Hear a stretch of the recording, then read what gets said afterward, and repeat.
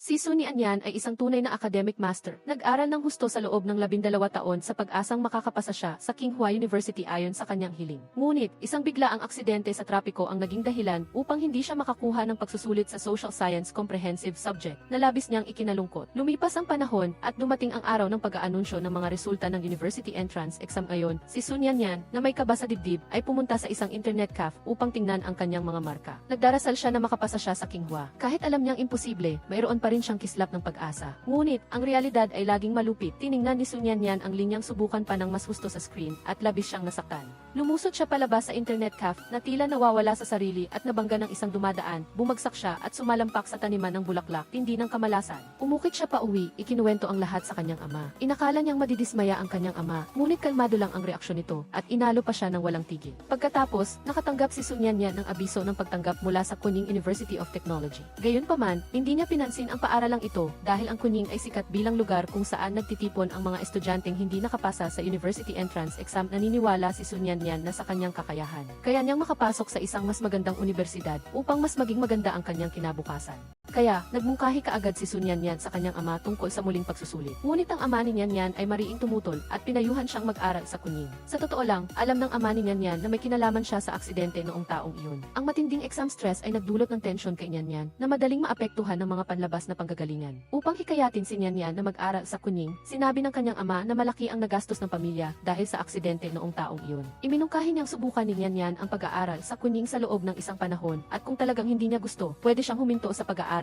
at mag-aral ulit para sa pagsusulit. Pagkarinig nito, agad na pumayag si Sun Yanyan. Lihim siyang nag-isip sa loob na mag-aaral lang siya doon ng sandali para matapos na ang usapan. Si Gu Zichen ay isang may kayang binata na kalabalik lang mula sa pag-aaral sa ibang bansa. Mula pagkabata, inilatag na ng pamilya niya ang mga landas na sa tingin nila ay tama. Ngunit ang mga landas na iyon ay madalas na hindi niya gusto, kaya bilagi siyang laban sa kanyang ama. Ang ama ni Gu Zichen ay halos ikamatay na sa galit dahil sa kanyang anak, hindi niya matanggap ang ugali nito. Pinaghirapan niyang pag-aralin siya at maging matagumpay, ngunit hindi inuna ni Gu Zichen ang pag-aaral na nag-aksaya ng kanyang pagsisikap. Sa kasalukuyan, inihahanda niya si Gu Zichen na magpatuloy sa pag-aaral sa Kunming upang sa huli ay mamana niya ang negosyo ng pamilya. Nais ni Gu Zichen na labanan ang autokrasy ng kanyang ama, ngunit paano niya matatalo ang isang matigas na bato? Sa huli, kinailangan pa rin ni Gu Zichen na pumunta sa Kunming University of Technology. Pagdating sa paaralan, medyo hindi sanay si Sun Yanyan, hindi niya inasahan na 8 lamang ang babaeng estudyante sa buong paaralan. 3 silang nakatira sa dormitory niya, kasama na ang isang babae na nagngangalang Song Yuxi. Napaka-aktibo ng babaeng ito, at nang makita si Sun Yanyan, agad niya itong itinalaga bilang kanyang matalik na kaibigan.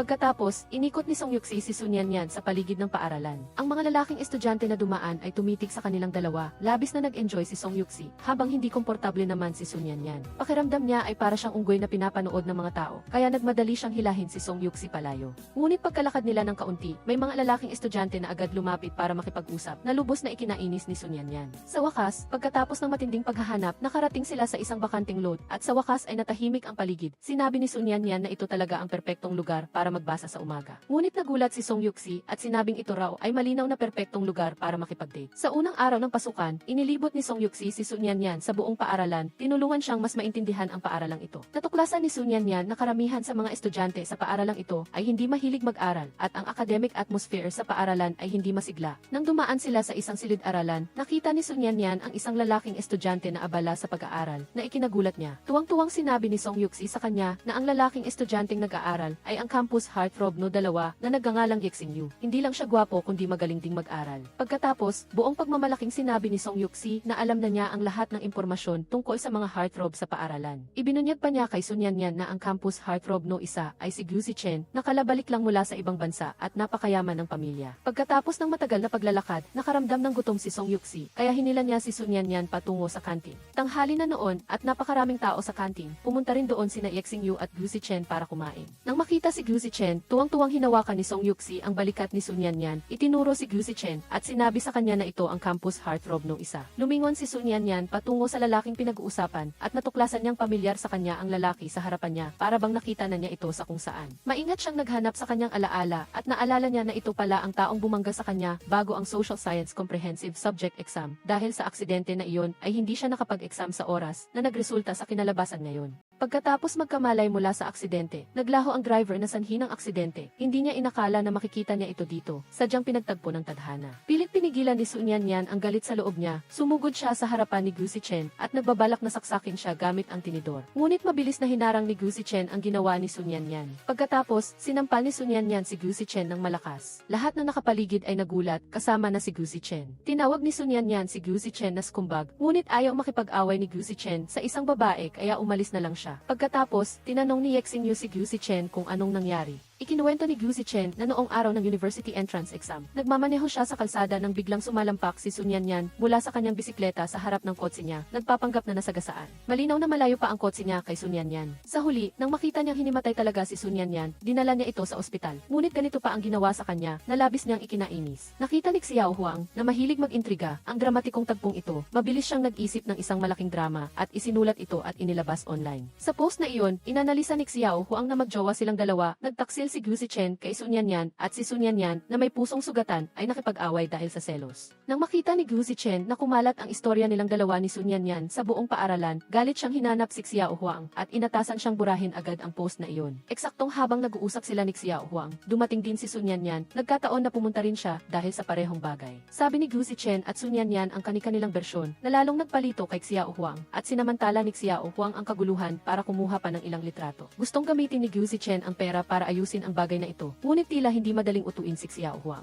Nang marinig ni Sun Yanyan ang usapan sa tabi, lalo siyang naguluhan at mabilis na nag-away ang dalawa, pareho silang nakadama na talagang mahirap intindihin ang isa't isa. Hindi na ayos ang problema at nakatakas din si Xiao Huang habang nag-aaway sila. Pumunta si Gu Zichen sa isang cocktail party ayon sa kahilingan ng kanyang ama at dahil sa kanyang bad mood ay napainom siya ng sobra na naging dahilan upang siya ay malasing at lumabo ang kanyang kamalayan. Dahil kailangan pa ring pumasok ni Gu Zichen, isinakay siya ng kanyang ina sa isang taxi at sinabihan ang driver na ihatid si Gu Zichen sa paaralan ng ligtas. Nagkataon naman, ang driver na ito ay ang ama ni Sun Yanyan, si Su Dazhai, na sadyang napakamasigasi. Pagdating sa paaralan, hindi nagising si Gu Zichen kahit anong tawag ni Su Dazhai, kaya hindi niya alam ang gagawin. Habang nag-aalala, tumawag si Sun Yanyan kay Su Dazhai. Gusto niyang sabihin sa kanyang ama ang tungkol sa pagkuha ng leave of absence, kaya tinanong niya kung available itong pumunta at makipagkita sa kanya. Nang marinig ni Su Dazhai na may kailangan ang kanyang anak, sinabihan niya itong lumabas agad at tulungan siyang dalhin ang estudyanteng lasing sa loob ng paaralan. Pagkarinig nito, mabilis na tumakbo palabas si Sun Yanyan. Nang makita siya ni Su Dazhai, agad siyang nagtanong kung kilala niya ang estudyanteng nasa kotse. Sinilip ni Sun Yanyan at natuklasan niyang ang taong nasa kotse ay walang iba kundi ang kanyang mortal enemy, si Gu Zichen. Si Sun Yanyan ay naggalit at nagsabing kahit maging abo pa siya ay makikilala pa rin niya. Nagtatakang tiningnan ni Su Dazhai ang kanyang anak at pinagsabihan siyang huwag magsalita ng ganoon. Galit na sinabi ni Sun Yanyan na ang taong nasa kotse ay ang sanhi ng aksidente noong taong iyon at ang kasalukuyang sitwasyon niya ay dahil sa kagagawa nito. Pinayuhan ni Su Dazhai ang kanyang anak na huwag magsalita ng walang kabuluhan at hindi pwedeng basta-basta magparatang sa iba. Sinabi niya na hindi pa natatapos ang investigasyon sa insidente at ang pinakamahalaga ngayon ay ihatid siya. Ngunit, baguhan lang si Sun Yanyan sa paaralan, hindi niya alam kung nasaan ang dormitory ni Gu Zichen at hindi pa siya pamilyar sa paaralan. Tumingin si Su Dazhai sa paligid at nang makita niya ang guard post sa harap ng pinto, iminungkahi niyang dalhin na lang doon si Gu Zichen. Pagkatapos ilagay si Gu Zichen sa guard post, sinabi ni Su Dazhai na kailangan na niyang umalis. Tiningnan ni Sun Yanyan ang pagod na likod ng kanyang ama at nag-aalangan siyang banggitin ang tungkol sa leave of absence. Kung sasabihin niya ito ngayon, baka hindi makatulog ang kanyang ama buong gabi. Hinatid ni Sun Yanyan ang kanyang ama at pagtalikod niya para bumalik sa dormitory, tinawag siya ng guard. Nagkamali ang guard na si Sun Yanyan ang girlfriend ni Gu Zichen at mariin siyang inatasan na linisin ang pinagsukahan ni Gu Zichen. Dahil dito, labis na nagalit si Sun Yanyan, ayaw niyang gawin ito kahit kaunti, ngunit hindi siya makapagsalita kaya napilitan siyang magtiis. Gayunpaman, hindi matanggap ni Sun Yanyan ang inis na ito, kaya kinuha niya ang panulat at kung ano-ano ang iginuhit sa mukha ni Gu Zichen at isinulat pa ang salitang gwapo sa kanyang noo. Kinaumagahan, kalmadong naglalakad si Gu Zichen sa bakura ng paaralan, ngunit ang sinumang nakakakita sa kanya ay tumatawa na medyo naguguluhan sa kanya. Bigla, lumitaw sa harapan niya ang kuning trio at bigla silang humalakhak ng walang anumang sinasabi. Nag-isip pa si Gu Zichen nang may pagmamalaki sa sarili na dahil daw sa sobrang gwapo niya, kaya sila masaya tuwing nakikita siya. Nagingising tumango ang pinuno ng trio at sinabing talagang kaakit-akit ang mukha ni Gu Zichen, talagang napakagwapo. Napagtanto ni Gu Zichen na may mali, mabilis siyang tumakbo papasok sa restroom at nang makita ang kanyang refleksyon sa salamin, naintindihan na niya ang lahat. Dinala ni Yexing Yu ang facial cleanser para sa kanya at hindi rin napigilang matawa nang makita ang hitsura niya. Galit na naghigpit ng kamao si Gu Zichen at sumumpa upang hahanapin niya ang salarin. Nagsimula na ang unang klase at sunod-sunod na pumasok ang mga estudyante sa silid-aralan. Nang malaman ang katotohanan, sinadya ni Gu Zichen na umupo sa tabi ni Sun Yanyan. Nang makita ni Song Yuxi na napakalapit ni Gu Zichen sa kanila, nagsimula siyang magwala sa tuwa, habang si Sun Yanyan naman ay tahimik na nakikipagpaligsahan kay Gu Zichen. Nang makita niyang inilapag ni Gu Zichen ang kanyang dalawang kamay sa mesa at inokupa ang espasyo, tinulak niya ito ng siko, gusto niyang bawiin ang kanyang teritoryo. Bigla, inurong ni Gu Zichen ang kanyang kamay, nawala ng balance si Sun Yanyan at nahulog sa kanyang bisi. Nagulat ang buong klase at namula rin sa hiya si Sun Yanyan. Sa pagkakataong ito, umiti si Gu Zichen nang may pagmamalaki at nagtanong pa kung ganoon na baka tapang ang mga babae ngayon. Hindi maaaring mawala ang halala ng class monitor sa mga bagong estudyante. Gusto ring maging class monitor ng bully na si Zhao Mingyuan. Ngunit, gusto ng advisor na si Jiang Mu na si Sun Yanyan na isang academic master ang maging class monitor. Umaasa siyang sa ilalim ng pamumuno ni Sun Yanmin, bubuti ang academic atmosphere ng klase. Gayunpaman, ang pinakamalaking posisyon na hinawakan ni Sun Yanyan ay assistant group leader ng isang grupo na may 3 tao. Inakala niya hindi niya kayang hawakan ang responsibilidad na ito. Lihim na narinig ni Gu Zichen ang kanilang pag-uusap at sinadya niyang magsalita ng mga salitang paninira kay Sun Yanyan. Dahil sa provocation, ipinahayag ni Sun Yanyan na tiyak na magagawa niya ito ng maayos. Gusto niyang patunayan kay Gu Zichen na hindi siya isang bookworm na marunong lang mag-aral. Natuwa si Gu Zichen dahil nakahanap siya ng maliit na kasiyahan sa paaralang ito na parang pugad ng kwago. Iyon ay ang makipaglaban kay Sun Yanyan. Mula nang maging class monitor si Sun Yanyan, nagsimulang maglaro ng mga prank sa kanya ang Kuning Trio. Naglabas sila ng insekto para takutin siya, naglagay ng super glue sa upuan, at naghulog pa ng ipis sa kanyang baso ng tubig. Para mayalis ang sarili sa upuan, napunit ang pantalon ni Sun Yanyan dahil sa super glue. Kailangan niyang hilingin sa kanyang matalik na kaibigan na si Song Yuxi na dalhan siya ng isa pang pares ng pantalon. Pagkatapos ng klase, nagmadali si Song Yuxi na bumalik sa dormitory. Sa pagkakataong ito, biglang sumakit ang tiyan ni Sun Yanyan at tumayo siya ng walang magawa, tinakpan ang punit na bahagi ng kanyang puwitan gamit ang kanyang kamay at nagplano siyang pumunta sa restroom. Dahil sa pagmamadali, aksidenteng napasok niya ang men restroom. Sumigaw ng malakas ang mga taong nasa loob. Humingi siya ng paumanhin habang umaatras palabas. Pagkatapos, lumingon si Sun Yanyan sa paligid, natuklasan niyang lahat pala ay men restroom, at wala talagang women restroom, at sa oras na ito, lalo pang sumasakit ang kanyang tiyan. Magkasamang pumunta sina Yexing Yu at Gu Zichen sa restroom, at nakita nila si Sun Yanyan na nakatayo sa harap ng men restroom, hawak ang kanyang tiyan. Sinadya ni Gu Zichen na tanungin si Sun Yanyan kung gusto niyang pumasok at gumamit ng restroom, agad siyang sinamaan ng tingin ni Sun Yanyan. Magiliw na ipinaalala ni Yexing Yu kay Sun Yanyan na nasa ikatlong palapag ang women restroom. Tumango si Sun Yanyan at nagpasalamat, at maingat siyang naglakad sa tabi ng dingding. Bumalik sina Yexing Yu at Gu Zichen sa silid-aralan at nagkataong nakita nila si Song Yuxi. Tinanong ni Song Yuxi kung nakita nila si Sun Yanyan. Sinabi ni Yexing Yu na nakita niya itong pumunta sa restroom kanina. Tiningnan ni Song Yuxi ang pantalon sa kanyang kamay at medyo naguluhan. Tila may naintindihan si Yexing Yu, tumalikod siya at tumakbo palabas ng silid-aralan para hanapin si Sun Yanyan. Sumunod din si Gu Zichen. Nang makita ni Yexing Yu si Sun Yanyan, tinanong niya kung bakit hindi pa ito bumabalik sa klase. Medyo nahihiya si Sun Yanyan at sinabing na prank siya at napunit ng malaki ang kanyang pantalon. Walang sabi-sabi, hinubad ni Yexing Yu ang kanyang maputlang kulay rosas na shirt. Marahan niyang hinila si Sun Yanyan palapit at pagkatapos ay itinali ang kanyang shirt sa baywang nito. Ang pagkakalapit ay nagpakaba kay Sun Yanyan at nanatili siyang nakatayo at hindi nangangahas na gumalaw. Mula sa malayo, nakita ni Gu Zichen ang eksenang ito at malamig siyang tumalikod at umalis. Si Sun Yanyan, suot ang shirt ni Yexing Yu, ay bumalik sa kanyang upuan nang nakayuko ang ulo. Pagkakita pa lang ni Song Yuxi sa shirt ay nabaliw na siya. Natuklasan niyang shirt ito ni Campus Heartthrob Yexing Yu at tinanong niya si Sun Yanyan kung paano itinali ng heartthrob ang shirt para sa kanya. Ngunit, hindi pinansin ni Sun Yanyan ang nababaliw na si Song Yuxi dahil natuklasan niyang nawawala ang kanyang aklat. Ito na ang huling patak sa kanyang pasensya. Napakahalaga ng aklat na iyon sa kanya. Pagkatapos noon, galit na umakyat si Sun Yanyan sa podium at sinabing huwag gumamit ng ganitong mga petty trick para pilitin siyang magbitiw bilang class monitor at hindi raw siya kailanman magpapasakop sa masasamang kapangyarihan. Binalaan din niya ang sinumang kumuha ng kanyang aklat na isauli ito sa kanya kaagad. Bumalik si Yexing Yu sa dormitory, nakita niya ang Kuning Trio na abala sa pagtingin ng isang litrato at tinanong niya kung sino ang nasa litrato. Sinabi ng subordinate ni Zhao Mingyuan na hindi rin nila kilala ang taong ito at nakuha nila ang litratong ito mula sa aklat ni Sun Yanyan. Pagkatapos, pinayuhan ni Yexing Yu si Zhao Mingyuan na huwag na niyang guluhin si Sun Yanyan dahil ang mga ganitong laro bata ay hindi makakaapekto sa kanya. Taos puso ring sinabi ni Yexing Yu na napakarami ng responsibilidad ng isang class monitor at sa kasalukuyan ay talagang hindi sapat ang kakayahan ni Zhao Mingyuan upang mamuno sa lahat. Sa sandaling magkaroon ng kakayahan si Zhao Mingyuan, naniniwala siyang ibibigay rin ni Sun Yanyan sa kanya ang posisyon ng class monitor. Sumang-ayon din si Zhao Mingyuan pagkarinig niya sa mga salitang ito at inutusan niya ang kanyang subordinate na lihim na isauli ang aklat kay Sun Yanyan. Bukod pa rito, nakahanap si Zhao Mingyuan ng isang part-time job bilang car mechanic sa labas ng paaralan. Ayaw na niyang ipagpatuloy ang mga walang kabuluhang araw na ito. Gusto niyang maging huwaran para sa kanyang mga subordinate. Si Gu Zichen, na may pagmamahal sa sarili, ay tumitingin sa salamin sa pinto ng supermarket sa loob ng paaralan. Hinahangaan ang kanyang kagandahang kayang magpabagsak ng mga bansa at nagpakita ng ngiti ng kasiyahan.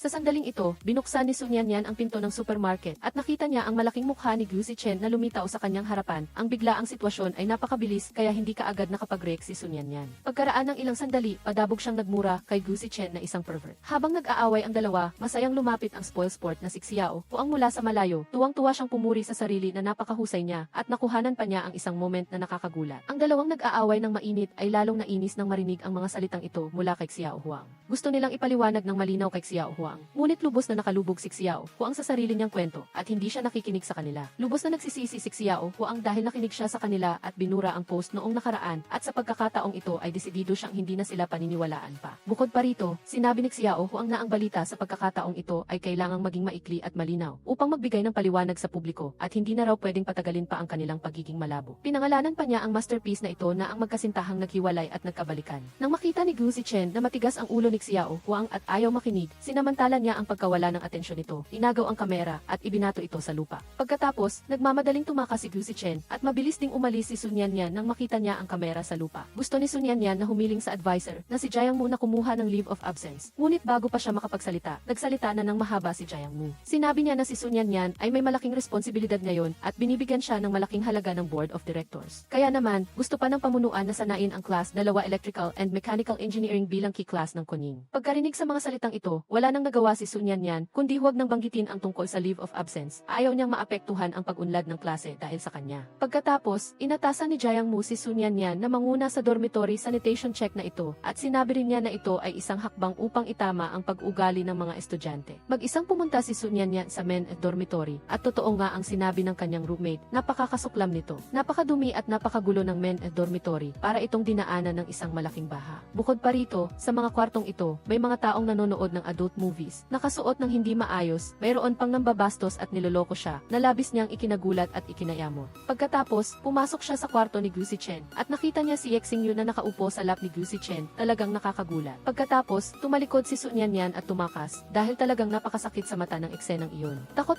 na tumakbo pa uwi si Sun Yanyan sa dormitory at ininom ang buong bote ng tubig sa isang lagukan. Ang mausisang si Song Yuxi ay nagtanong ng kung ano-ano sa tabi. Sinabi ni Sun Yanyan na talagang nakakatakot ang men dormitory. Ayaw na niyang alalahanin ang mga nangyari. Ngayon gusto lang niyang matulog ng mahimbing at kalimutan ang lahat. Na-recover ng busybody na si Xiao Huang ang memory card at inilabas niya online ang litrato ni na Sun Yanyan at Gu Zichen na naghahalikan.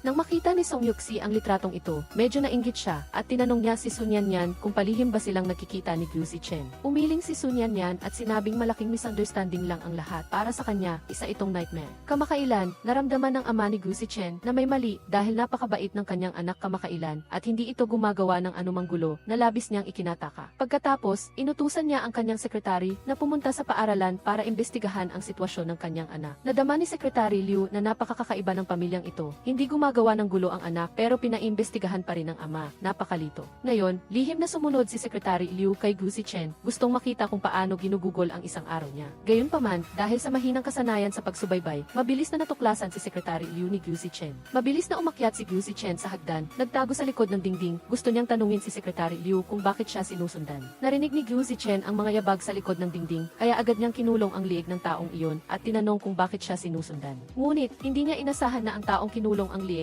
ay hindi si Secretary Liu kundi si Sun Yanyan. Nabalitaan ni Sun Yanyan na may sumusunod kay Gu Zichen kaya mausisa siyang pumunta upang tingnan at eksakto namang lumingon si Gu Zichen. Sa isang iglap, napakalapit ng distansya ng dalawa, ramdam nila ang hininga ng isa't-isa sa kanilang mukha. Galit na galit si Sun Yanyan at inakala niyang sinasadya ito ni Gu Zichen. Sa sandaling ito, dumating si Secretary Liu na naliligaw at nagulat siya sa kanyang nakita. Humingi siya ng paumanhin habang umaalis. Pagkaalis niya, muling sinaktan ni Sun Yanyan si Gu Zichen. Habang nagpupumilit, aksidenteng nahulog ang telepono ni Sun Yanyan sa lupa at nabasag ang screen nito. Gayunpaman, hindi alam ni Sun Yanyan, umalis siya ng galit pagkatapos niyang saktan si Gu Zichen. Pagkatapos, maingat na inayos ni Gu Zichen ang telepono at ibinalik ito kay Sun Yanyan. Sa gitna ng lahat ng nangyari, hindi na malaya ni Gu Zichen na naakit na siya kay Sun Yanyan. Tuwing naaalala niya ito, lagi siyang nakangiti. Noong nakaraan, pagbalik mula sa paaralan, nagulat si Secretary Liu sa chairman na may girlfriend na si Gu Zichen sa paaralan. Nang marinig ang balitang ito, naintindihan ng ama ni Gu Zichen, kaya pala kakaiba ang kanyang anak kamakailan. Napuno naman ng tuwa ang ina ni Gu Zichen at tinanong pa si Secretary Liu kung ano ang itsura ng babae. Sinabi ni Secretary Liu na urgent ang sitwasyon kaya hindi niya nakita ng maayos. Si Zhao Mingyuan ay medyo naiinis pa rin na si Sun Yanyan ang naging class monitor.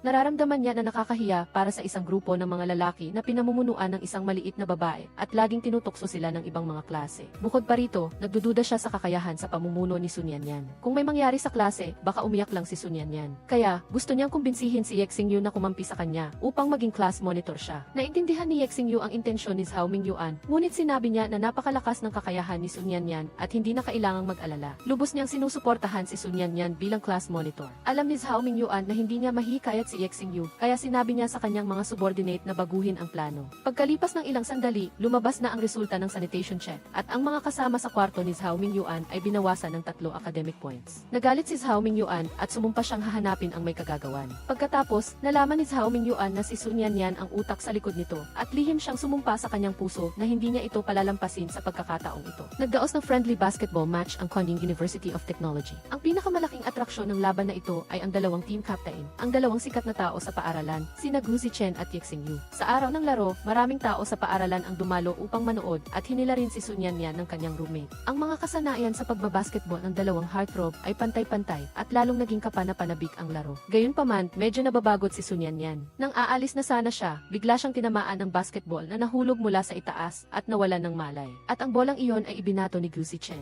Gustong buhatin ni Gu Zichen si Sun Yanyan sa infirmary, ngunit naunahan siya ni Ye Xingyu at tumakbo itong bitbit si Sun Yanyan. Pagkatapos ng first aid at lunas, nagising si Sun Yanyan, ngunit nang makita niya ang salarin na nakaupo sa tabi ng kama, galit siyang tumakbo palayo sa star na sanhi ng kanyang pagkasugat. Dumating ang weekend at umuwi si Gu Zichen gaya ng nakasanayan, ngunit hindi niya alam na naghihintay sa kanya ang isang bagyo ng pagtatanong mula sa ama. Sa oras ng hapunan, paligoy-ligoy na nagsalita ang ama ni Gu Zichen. Ang pangunahing layunin ay tanungin ang kanyang anak kung nakikipag-date ba ito sa isang babae sa paaralan. Medyo nagulat si Gu Zichen pagkarinig nito at sinabi niyang wala siyang girlfriend. Pagkatapos, mapanukso pang sinabi ni Gu Zichen na kung anak ng mayor, pwede raw siyang ipakilala ng ama. Galit na galit ang ama ni Gu Zichen pagkarinig nito at sinabi niyang hindi niya gagawing biro ang mahalagang kasal ng kanyang anak at ang personalidad ng magiging manugang ang pinakamahalaga. Matagal nang nagplano ang Kuning Trio at sa wakas ay dumating na ang oras para kumilos laban kay Sun Yanyan. Bagamat pinayuhan sila ni Ye Xingyu kanina, hindi ito pinansin ni Zhao Mingyuan. Inakala niyang sinasadya ni Sun Yanyan na makipag-away sa kanila dahil napakahalaga ng 3 academic points na iyon sa kanila. Nagtipon si Zhao Mingyuan ng isang grupo ng mga tao para manggulo sa kantin. Pinigilan si Sun Yanyan na kumain at pinilit siyang pumili sa pagitan ng pagbibitiw bilang class monitor at pagpapaalis sa kanya sa Kuning. Sa harap ng aggressive na grupo, hindi natakot si Sun Yanyan at inatasan niya si Zhao Mingyuan na tumingin sa salamin at suriin ang sarili. Uminit ang ulo ni Zhao Mingyuan dahil sa mga salita ni Sun Yanyan. Bagamat hindi siya nananakit ng babae, hindi pa rin niya napigilang hawakan ang kwelyo ni Sun Yanyan. Sa sandaling ito, lumitaw si Ye Xingyu, sumigaw na bitawan ni Zhao Mingyuan si Sun Yanyan at pinagsabihan sila. Nang makita ni Gu Zichen ang eksena kung saan inaapi ng isang grupo ng mga lalaki ang isang babae, tumawag siya ng advisor. Pagkaalis ng Kuning Trio na gumawa ng gulo, nangako siya kay Sun Yanyan na tiyak na ipaglalaban niya ang hustisya para sa kanya. Nagkalat ang pulutong at hindi napigilan ni Sun Yanyan ang kanyang luha sa kabila ng pagiging matigas niya. Pagkatapos ng lahat, isa lang siyang maliit na babae at hindi pa siya nakakaranas ng ganito. Pagkatapos, lumipat si Ye Xingyu mula sa dormitory ng Kuning Trio. Lubos siyang nadismaya sa kanilang ginawa sa pagkakataong ito. Ang Kuning Trio, na humaharap sa pag-alis ng kanilang kapatid at sa pag-iingay ng guro, ay nakadama na talaga silang masama at kailangan nilang humingi ng paumanhin kay Sun Yanyan. Gayunpaman, habang papunta sila para humingi ng paumanhin, nakita ni Zhao Mingyuan ang kanyang mortal enemy. Hinarangan nila ang daanan ni Zhao Mingyuan at nagplano silang pagsabihan siya. Nakita ni Sun Yanyan at ng kanyang mga roommate na may nag-aaway sa unahan, hindi niya pinansin ang pagpigil ng kanyang mga kaibigan at matatag siyang humarang at piprotektahan si Zhao Mingyuan. Matigas siyang nagsalita sa kanila na paparating na ang pulisya. Pinapayuhan silang umalis kaagad. Nang marinig nilang may pulis, naghanda silang tumakas. Si Gu Zichen ay biglang nagtungo kay Xiao Huang na nagsabing mayroon siyang napakainit at nakakagulat na balita. Nang marinig ito, agad na naakit si Xiao Huang at tinanong si Gu Zichen kung anong balita iyon. Pagkatapos, hiniling ni Gu Zichen kay Xiao Huang na buksan ang kamera at kahit nagtataka si Xiao Huang ay sinunod pa rin niya ito. Tumayo si Gu Zichen sa harap ng kamera at biglang nagpahayag na sila ni Sun Yanyan ay talagang nagde-date at umaasa siyang babasbasan sila ng mga kamag-aral sa Kuning School. Si Xiao Huang, habang nagbi-video, ay nalulugod na nalulunod sa balitang ito. Nang maglaon, nakita ni Gu Zichen si Sun Yanyan sa daan at mahiwagang sinabi sa kanya na bigyang pansin ang kanyang personal na pahina kamakailan na nagpakaba kay Sun Yanyan.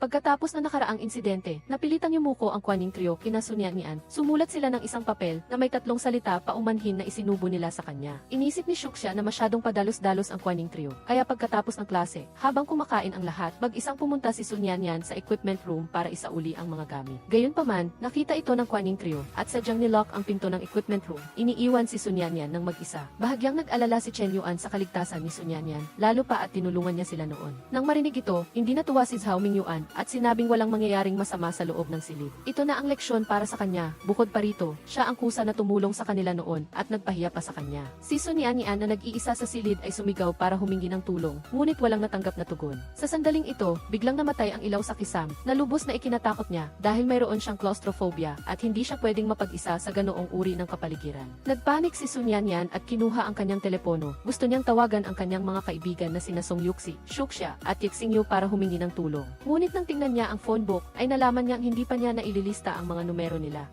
Sa sobrang desperasyon, umiyak siya ng malakas at bigla, nakita ni Sun Yanyan ang numero ni Gu Zichen sa phone book. Nagduda siya ng kaunti, ngunit hindi na nag-isip pa ng matagal at agad na tumawag. Sa oras na iyon, si Gu Zichen ay naglilibot sa paaralan kasama ang kanyang ina at nang marinig niya ang sigaw ni Sun Yanyan, nagpaalam siya agad sa kanyang ina at mabilis na tumakbo patungo sa equipment room. Ang totoo, ang numerong ito ay si Gu Zichen mismo ang nag-save nang ayusin niya ang telepono ni Sun Yanyan. Katatapos lang mag-practice ng gitara ni Yexingyu sa self-study room at nang papunta na siya sa dormitoryo ay bigla siyang nakarinig ng ingay mula sa equipment room. Paglapit niya, tinanong niya kung may tao sa loob at masayang isinigaw ni Sun Yanyan ang kanyang pangalan.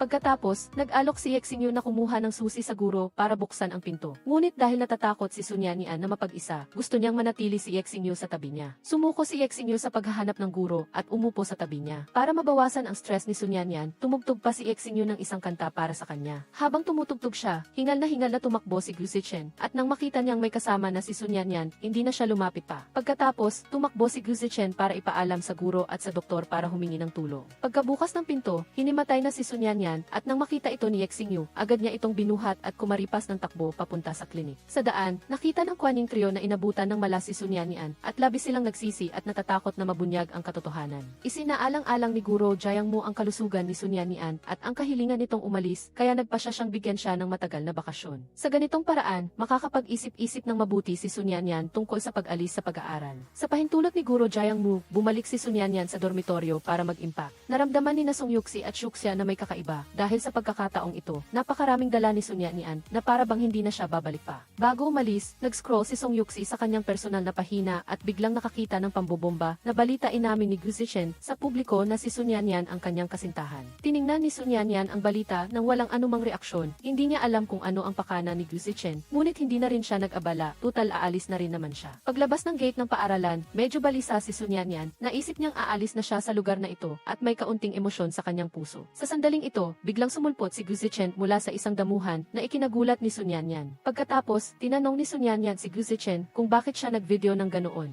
Sinabi ni Gu Zichen na ito ay paggaling sa lason gamit ang lason. Ang layunin ay paniwalain si Xiao Huang na magkasama na sila para lang makawala sa nakakainis na taong ito. Sinabi ni Sun Yanyan na wala siyang pakialam, tutal aalis na rin siya kahit papag-usapan siya ng lahat sa paaralan bilang isang alien, hindi siya mag-aalala. Pagkasabi nito, sumakay si Sun Yanyan sa isang taksi at umalis. Sumakay din si Gu Zichen sa isa pang taksi at sinundan siya. Pagkaraan ng ilang sandali, bumaba si Sun Yanyan at bumaba din si Gu Zichen. Mabilis na napansin ni Sun Yanyan si Gu Zichen at tinanong siya kung bakit siya sinusundan, ngunit nahihiyang sinabi ni Gu Zichen na naglalakad-lakad lang siya. Sa mismong sandali na iyon, may biglang humarurot na sasakyan. Nakita ni Gu Zichen na nasa panganib si Sun Yanyan, kaya hinila niya ito papalapit sa kanya. Pagkatapos, galit na kumawala si Sun Yanyan sa yakap ni Gu Zichen, tumakbo ng mabilis at habang umaalis ay binalaan si Gu Zichen na huwag na siyang sundan. Nakita ni Gu Zichen na kaibig-ibig si Sun Yanyan at hindi niya napigilang tumawa. Kalmadong pumasok si Guro Jiang Mu sa klase, ngunit para sa Kuaning Trio, isa itong pagpapahirap, labis silang natatakot na nalaman na ng paaralan na sila ang may kagagawan sa pagkakakulong ni Sun Yanyan. Gayunpaman, seryosong ipinahayag ni Guro Jiang Mu sa lahat na nag-apply si Sun Yanyan ng mahabang bakasyon para magpagaling sa bahay. Sa simula, balak ng paaralan na seryosong imbestigahan ang insidente, ngunit mariing hinarangan ito ni Sun Yanyan, kaya huminto ang usapin doon. Nagulat ang Kuaning Trio sa ginawa ni Sun Yanyan, isang bagay na hindi nila inaasahan. Ang mapagbigay na aksyon ni Sun Yanyan ay nagdulot sa kanila ng labis na pagsisisi at kahit na may bahagyang pagkonsensya. Gayunpaman, matigas pa ring sinabi ni Zhao Mingyuan na isa itong panloloko ni Sun Yanyan na ang layunin ay hindi sila patulugin. Umuwi si Sun Yanyan at sumiklab ang lahat ng kanyang damdamin. Umiyak siya at sinabi sa kanyang ama na ayaw na niyang mag-aral sa Kuning. Nakita ni Sudazhi ang kanyang anak na ganoon at labis siyang naawa, ngunit hindi na kayang tiisin ng kanyang anak ang mataas na intensity ng pag-aaral para sa retake ng exam pagkatapos. Nang maalo na ni Sudazhi ang kanyang anak, pumasok siya sa kusina para magluto at nang makita ni Sun Yanyan na kumakain ang kanyang ama ng kanin na may inasinang damong dagat, naunawaan niya ang paghihirap nito. Kaya, nagpasya siyang maghanap ng sariling pera para mag-aral para sa retake. Gayunpaman, ang realidad ay laging malupit. Napakahirap para sa kanya na makahanap ng part-time na trabaho bilang tutor. Ito ay dahil maraming kumpanya ang humihingi ng napakataas na kwalifikasyon at agad siyang tinanggihan kapag narinig nilang estudyante siya ng Kuning University of Technology. Sa huli, napilitan si Sun Yanyan na mamigay ng flyers sa kalsada.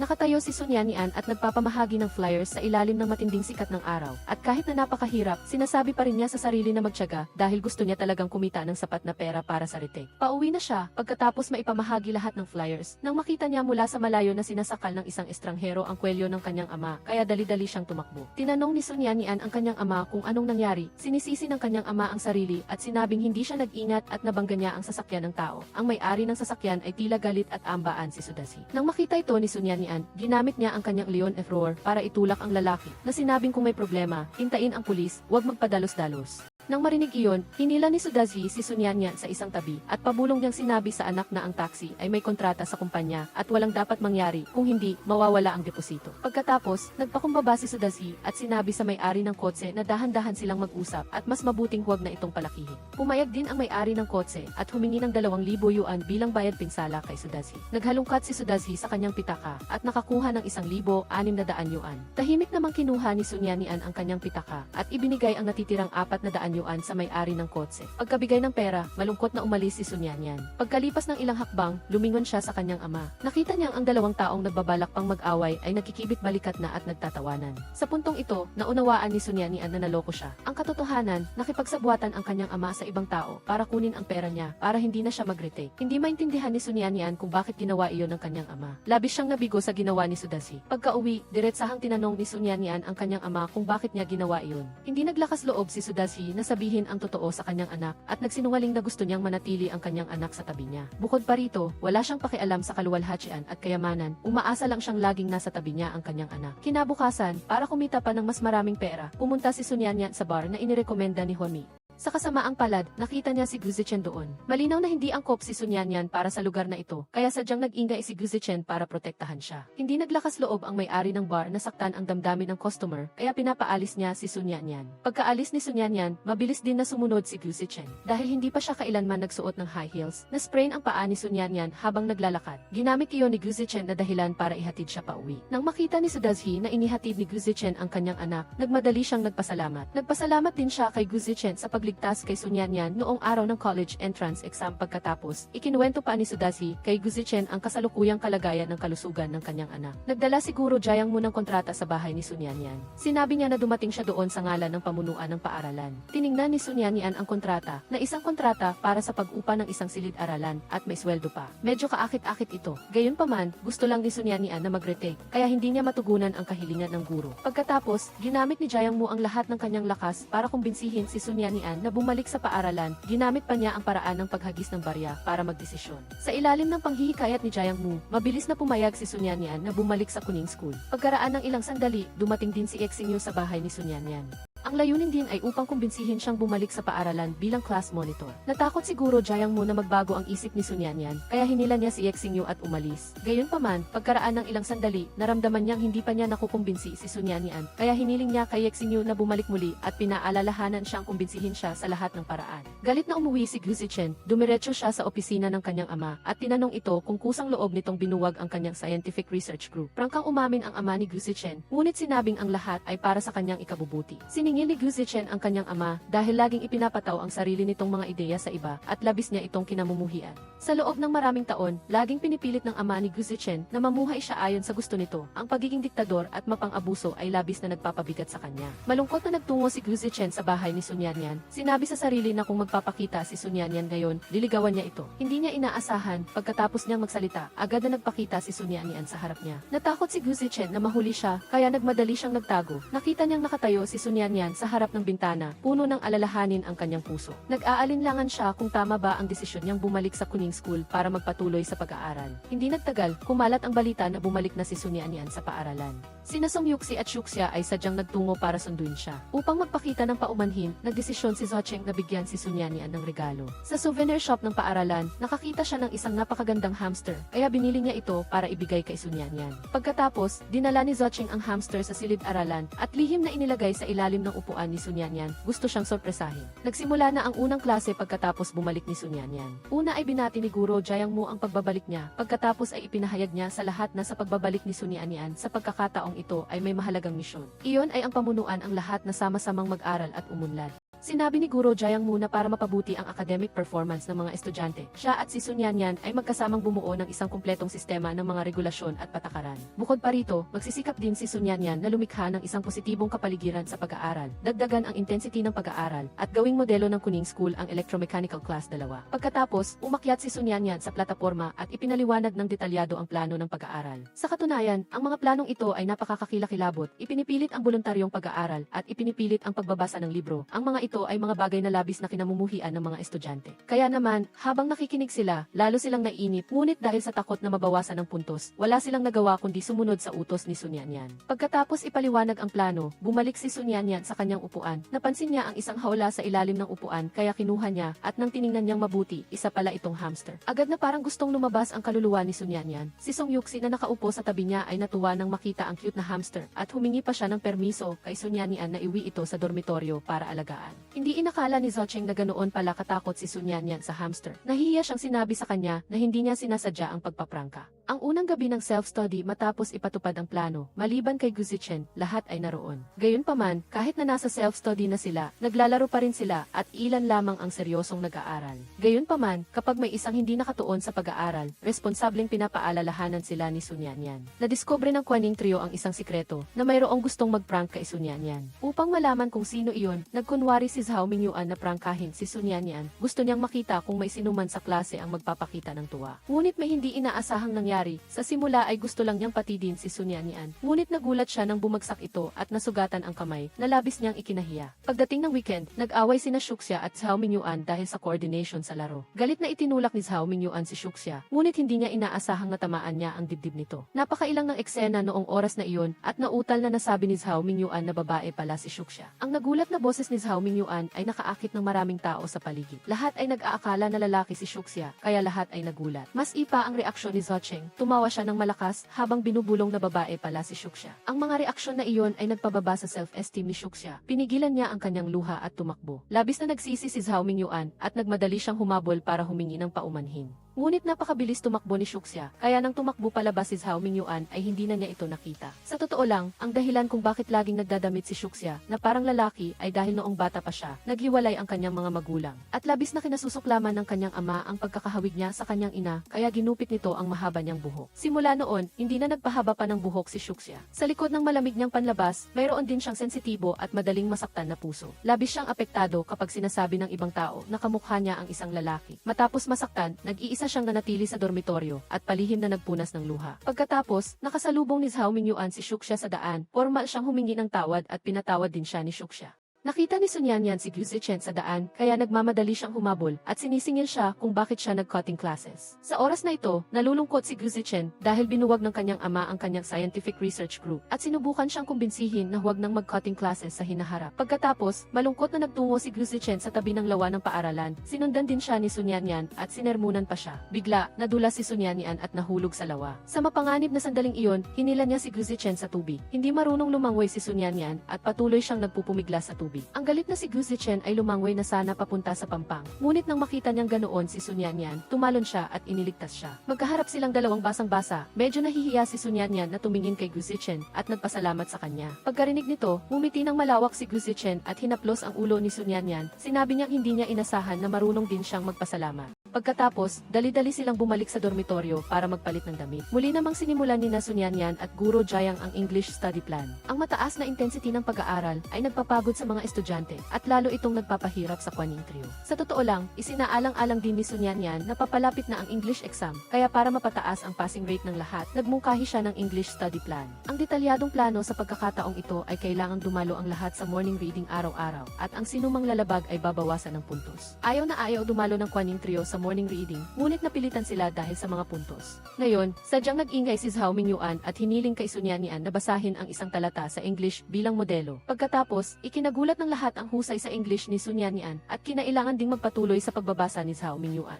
Nag-aalala ang Kwan Ning Trio na nag-usap sa silid kung paano sila hindi makakadalo sa morning reading. Nakaisip si Zhao Mingyuan ng magandang paraan para makakuha ng lehitimong pagliban sa klase at iyon ay ang magkunwaring may sakit. Pagkatapos, sunod-sunod silang nag-arte na masakit ang tiyan dahil kailangan nilang gawin ito ng totoo para maniwala ang lahat. Kinabukasan, tumulong si Hixiao na ipasa ang kanilang sick leave message habang sila ay natutulog pa sa kanilang silid. Nang marinig ni Shuxia ang balitang ito, alam niyang peke iyon, magkakasabay na magkasakit, napaka-plastic talaga. Pagkatapos, nang malaman ni Guro Jayang Mu ang tungkol dito, nagtungo siya sa dormitoryo ng Kwan Ning Trio para bigyan sila ng babala at kung umulit pa sila, papalayasin na sila. Ang ibang mga kaklase ay hindi na nasiyahan sa plano ng pag-aaral ni Sun Yanyan. Nang malaman nilang may nagkukunwaring may sakit para umiwas sa self-study class, nagsimula na silang gayahin. Nang makita ni Gu Zichen na halos walang tao sa klase, kinutya niya si Sun Yanyan na ipinapataw niya ang sarili niyang mga ideya sa iba. Ang sinabi ni Gu Zichen ay nagpaisip kay Sun Yanyan, naramdaman niyang baka masyado niyang ini-idealize ang lahat. Pagdating ng weekend, ang Kwan Ning Trio ay naglalaro ng baraha sa gusali ng pag-aaral dahil ayaw nilang bumalik sa klase. Sa sandaling ito, ang isang grupo ng mga taong labas ay pumasok sa paaralan para hanapin si Zhao Mingyuan. Mabilis nilang nalaman ang kinaroroonan ni Zhao Mingyuan at tumawag ng karagdagang kasama para tumulong. Nakita ni Hixiao ang mga kahina-hinalang taong labas at narinig pa ang kanilang plano. Pagkatapos, dali-daling tumakbo si Hixiao sa klase para magbigay alam kay Sun Yanyan. Mabilis namang tumakbo si Shuxia para tumawag ng tulong.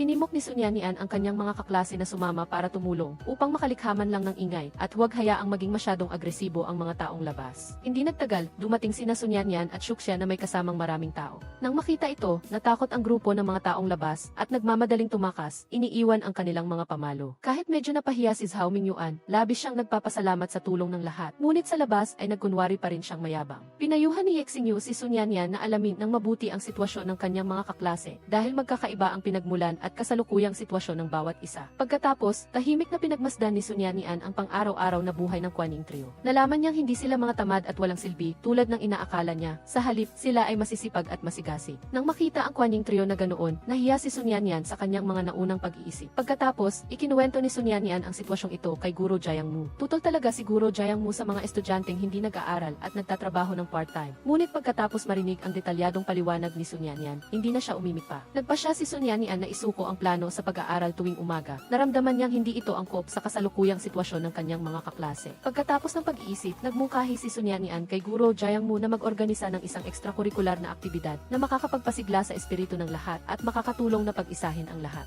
Nang makita ni Guro Jayang Mu na ganoon kakumpiyansa si Sun Yanyan, umayag siya at hinayaan siyang malayang itong ipatupad. Pagkatapos magsaliksik, nalaman ng lahat na hindi pa nag-organisa ng anumang kompetisyon ang Kuning School sa loob ng maraming taon. Pagkatapos, nag-alok si Yexingyu na pwedeng humingi ng tulong kay Gu Zichen. Nang marinig ito ni Sun Yanyan, tumanggi siya. Sinabi niyang hindi siya hihingi ng tulong kay Gu Zichen. Nahirapan si Sun Yanyan sa pag-organisa ng kompetisyon, kaya gusto niyang tanungin muli ang opinyon ni Guro Jayang Mu. Sa pagkakataong ito, itinuro ni Guro Jayang Mu ang isang maliwanag na daan. Iyon ay ang humingi humingi ng tulong sa mga alumni. Sinabi niya kay Sun Yanyan na ang IFI ng Haocheng Group ay palihim na nagbibigay ng pondo sa Kuning University of Technology sa loob ng maraming taon. Kung mapapapayag ni Sun Yanyan ang alumni na ito na tumulong, magiging maayos ang lahat. Pagkatapos, ipinahayag ni Guro Jiangmu ang kanyang matinding pag-asa kay Sun Yanyan sa isang na paraan. Dahil dito, naramdaman ni Sun Yanyan na hindi lang pala kakaiba ang mga estudyante ng Kuning School, kundi pati na rin ang mga guro. Nagkataon namang nakita ng mga tauhan ni Wang Zhai si Zhao Mingyuan sa repair shop at sinimulan nilang maghanap ng gulo para pahirapan siya. Natakot si Zhao Mingyuan na mawalan ng trabaho, kaya hindi siya naglakas loob na gumawa ng gulo sa repair shop at nagtiis na lang siya sa bawat panunukso. Sa sandaling ito, nakita ni Gu Zichen ang eksena mula sa malayo at sumugod siya para kontrolin ang mga tauhan ni Wang Zhai. Labis na nagpapasalamat si Zhao Mingyuan kay Gu Zichen sa pagtulong dahil kung hindi siya, baka nawalan siya ng trabaho ngayon. Sina Gu Zichen, Ye Xingyu at ang kanilang mga kaklase ay nagpustahan. Hinati sila sa dalawang koponan para sa laro ng basketball. Pumayag ang grupo ni Zochen kina Gu Zichen at Ye Xingyu na kung matatalo sila sa larong ito ng basketball, masunurin silang susunod sa utos ni Sun Yanyan. Hindi alam ni Shuxia kung ano ang nangyayari at gusto pa niyang makipaglaro kina Gu Zichen at Ye Xingyu. Ngunit pumulong si Ye Xingyu sa kanyang taina at sinabi ang katotohanan ng laro. Pagkatapos marinig ito ni Shuxia, ay nagmadali siyang nagdahilan para umalis sa court. Mabangis ang naging laro, pumasok na ang huling manlalaro ng blue team, ngunit hindi pa rin nila matalo sina Gu Zichen at Ye Xingyu. Hindi nasisiyahan ang lahat sa resulta, kaya malungkot silang umalis sa court. Nasaksihan ni Sun Yanyan at ng kanyang mga ka-roommate ang buong laro mula simula hanggang dulo. Nang matapos ang laro, biglang may isang nahihiyang lalaki ang tumakbo sa harap niya at binigyan siya ng sulat pag-ibig. Kinuha ni Sun Yanyan ang sulat pag-ibig, medyo nagulat siya, habang sina Shuxia at Song Yuxi sa tabi niya ay labis na nasasabi. Biglang natauhan si Shuxia at napagtanto niyang may kakaiba, nagbalik tanong siya kay Sun Yanyan, hindi ba inibig niya si Ye Xingyu? Nang marinig iyon, natigilan si Sun Yanyan at sa sandaling iyon ay hindi niya alam kung paano sasagot. Nang marinig ni Gu Zichen ang usapan, dali-dali siyang lumapit, tumawa ng mapanukso, at sinabing imposible na magustuhan ni Ye Xingyu ang isang babaeng tulad ni Sun Yanyan. Nagalit si Sun Yanyan nang marinig iyon at walang pag-aalinlangang umamin na sila ni Ye Xingyu ay magkasintahan. Si Ye Xingyu na nakatayo sa tabi ay hindi umamin o tumanggi, umiti lamang siya sa lahat. Sa kabaliktaran, napakasama ng mukha ni Gu Zichen, pinilit niyang umiti kay Ye Xingyu upang itago ang kanyang pagkainis. Pagkatapos, dahil sa kompetisyon, pumunta sina Ye Xingyu at Sun Yanyan sa library para maghanap ng materyales. Napagod si Sun Yanyan sa pagbabasa ng libro at nakatulog. Maingat na inalis ni Ye Xingyu ang kanyang jacket at ipinatong kay Sun Yanyan. Ang emosyonal na eksenang ito ay kinuna ni Xiao Huang na nagtatago sa dilim. Si Xiao Huang nalikas na mausisa, mabilis na kumalat ang balita. Si Gu Zichen, na nasa dormitoryo, ay hindi maiwasang mainggit nang makita ang balitang ito. Hindi siya mapakali at agad na pumunta sa library. Bilang isang taong may mapanuksong bibig, sa 3 salita o 2 pangusap pa lang, napalayas na niya si Sun Yanyan at bumiti siya ng may pagmamalaki. Upang malutas ang kasalukuyang sitwasyon ni Zhao Mingyuan, humingi ng tulong si Sun Yanyan sa kanyang ama tungkol sa negosyo nito. Pagkatapos, dinala ni Sudazhi ang isang grupo ng mga kaibigan at kasamahan para suportahan ang repair shop ni Zhao Mingyuan. Walang kamalay-malay si Zhao Mingyuan sa nangyayari. Inakala niya na dahil magaling siya sa pag-aayos kaya sila nagpunta. Gusto ni Huami si Gu Zichen, kaya ang kanyang ama, para sa kaligayahan ng kanyang anak, ay pumunta para makipagkita sa ama ni Gu Zichen upang pag-usapan ang tungkol sa pakikipagtulungan sa negosyo. Gayunpaman, ayaw ng ama ni Gu Zichen na gamitin ang kanyang anak para sa negosyo at ang pamamaraan ng ama ni Huami ay labis na nagpalayo sa kanya. Ngunit ang ina ni Gu Zichen ay labis na natutuwa at gustong maging manugang si Huami dahil napakahusay ni Huami makipag-usap na lubos na nagpapasaya sa kanya. Pagkatapos, tinawag ng ina ni Gu Zichen ang kanyang anak para umuwi at kumain. Pumayag si Gu Zichen dahil inakala niyang namimiss siya ng kanyang ina. Pagka-uwi, pagpasok pa lang ng pinto, tinawag na ni Gu Zichen si Huami na kung ano, na ikinahiya ni Huami. Nakita ng ina ni Gu Zichen ang ganoong pag-ugali ng kanyang anak, kaya dali-dali siyang sumaklolo at hiniling niya sa kanyang anak na makipag-usap kay Huami. Kusang naghanap si Huami ng maraming paksang pag-uusapan, ngunit nanatiling walang pakialam si Gu Zichen na parang hindi interesado sa anuman. Labis na nalito si Huami, tinanong niya si Gu Zichen kung mayroon bang magandang paksa para pag-usapan. Naalala ni Gu Zichen na magkaklase sina Huami at Sun Yanyan noong high school, kaya hiniling niya itong magkwento tungkol kay Sun Yanyan. Naalala ni Huami ang isang nakakatuwang bagay at ikinuwento kay Gu Zichen. Biglang nakaisip si Gu Zichen ng ideya para sa proyekto. Sinabi niya sa kanyang ina na mayroon siyang kailangang gawin sa kumpanya para makita ang kanyang ama, kaya hindi na siya mananatili para kumain. Sadyang hinanap ni Gu Zichen si Sun Yanyan at hinila siya papasok sa kanyang sasakyan dahil gusto niyang makasama si Sun Yanyan na pumunta sa kumpanya para makita ang kanyang ama. Kumpiyansa pa niyang sinabi kay Sun Yanyan na nakahanap na siya ng solusyon sa salungatan sa pagitan ng paghahanap buhay at pag-aaral ng mga estudyante. Nang makita si Gu Zichen na masyadong kumpiyansa, nagalit si Sun Yanyan at sinermunan si Gu Zichen na lalo siyang nagiging mayabang. Totoo ngang mula pagkabata ay nabuhay na siya sa isang mayamang pamilya, nakukuha ang lahat ng gusto, ngunit hindi lahat ay nabibili ng pera. Hindi maiwasang matawa ni Gu Zichen, lumingon siya at tinanong si Sun Yanyan kung sobrang dami ba nang napanood nitong idol drama dahil hindi naman siya nagpapalalo ng ganoon. Hindi pa natatapos si Gu Zichen sa pagsasalita, sumigaw na si Sun Yanyan na mag-ingat dahil may nakita siyang isang truck na sumasalubong. Nang makita ito ni Gu Zichen, mabilis siyang nagmanyobra gamit ang isang kamay at mahigpit na niyakap si Sun Yanyan gamit ang kabilang kamay. Biglang bumangga ang sasakyan ni Gu Zichen sa panghati sa gitna ng daan at silang dalawa ni Sun Yanyan ay nasugatan. Pagkaraan ng ilang sandali, naunang magising si Sun Yanyan, tiningnan niya si Gu Zichen na nakahiga sa tabi niya at patuloy na tinawag ang pangalan nito. Gayunpaman, walang anumang reaksyon si Gu Zichen. Sinubukan ni Sun Yanyan na kunin ang telepono, tumawag para sa emergency at pagkababa ng tawag ay nawalan siya ng malay. Pagkatapos, sina Sun Yanyan at Gu Zichen ay isinakay sa ambulansya at naisip ni Gu Zichen sa kanyang pagkagising tulog na magre-retiro na siya. Ayaw niyang mag-iwan ng anumang panghihinayang kaya inamin niya ang kanyang nararamdaman kay Sun Yanyan. Matapos umamin, nagkoma muli si Gu Zichen, na lubos na ikinatakot ni Sun Yanyan at mahigpit niyang hinawakan ang kamay ni Gu Zichen. Sa ospital, ipinakita ng pulisya kay Sun Yanyan ang dalawa video mula sa dashcam. Natuklasan ni Sun Yanyan na ang isa sa dalawa video ay ang aksidente sa sasakyan na nangyari noong araw ng pagsusulit sa kolehiyo.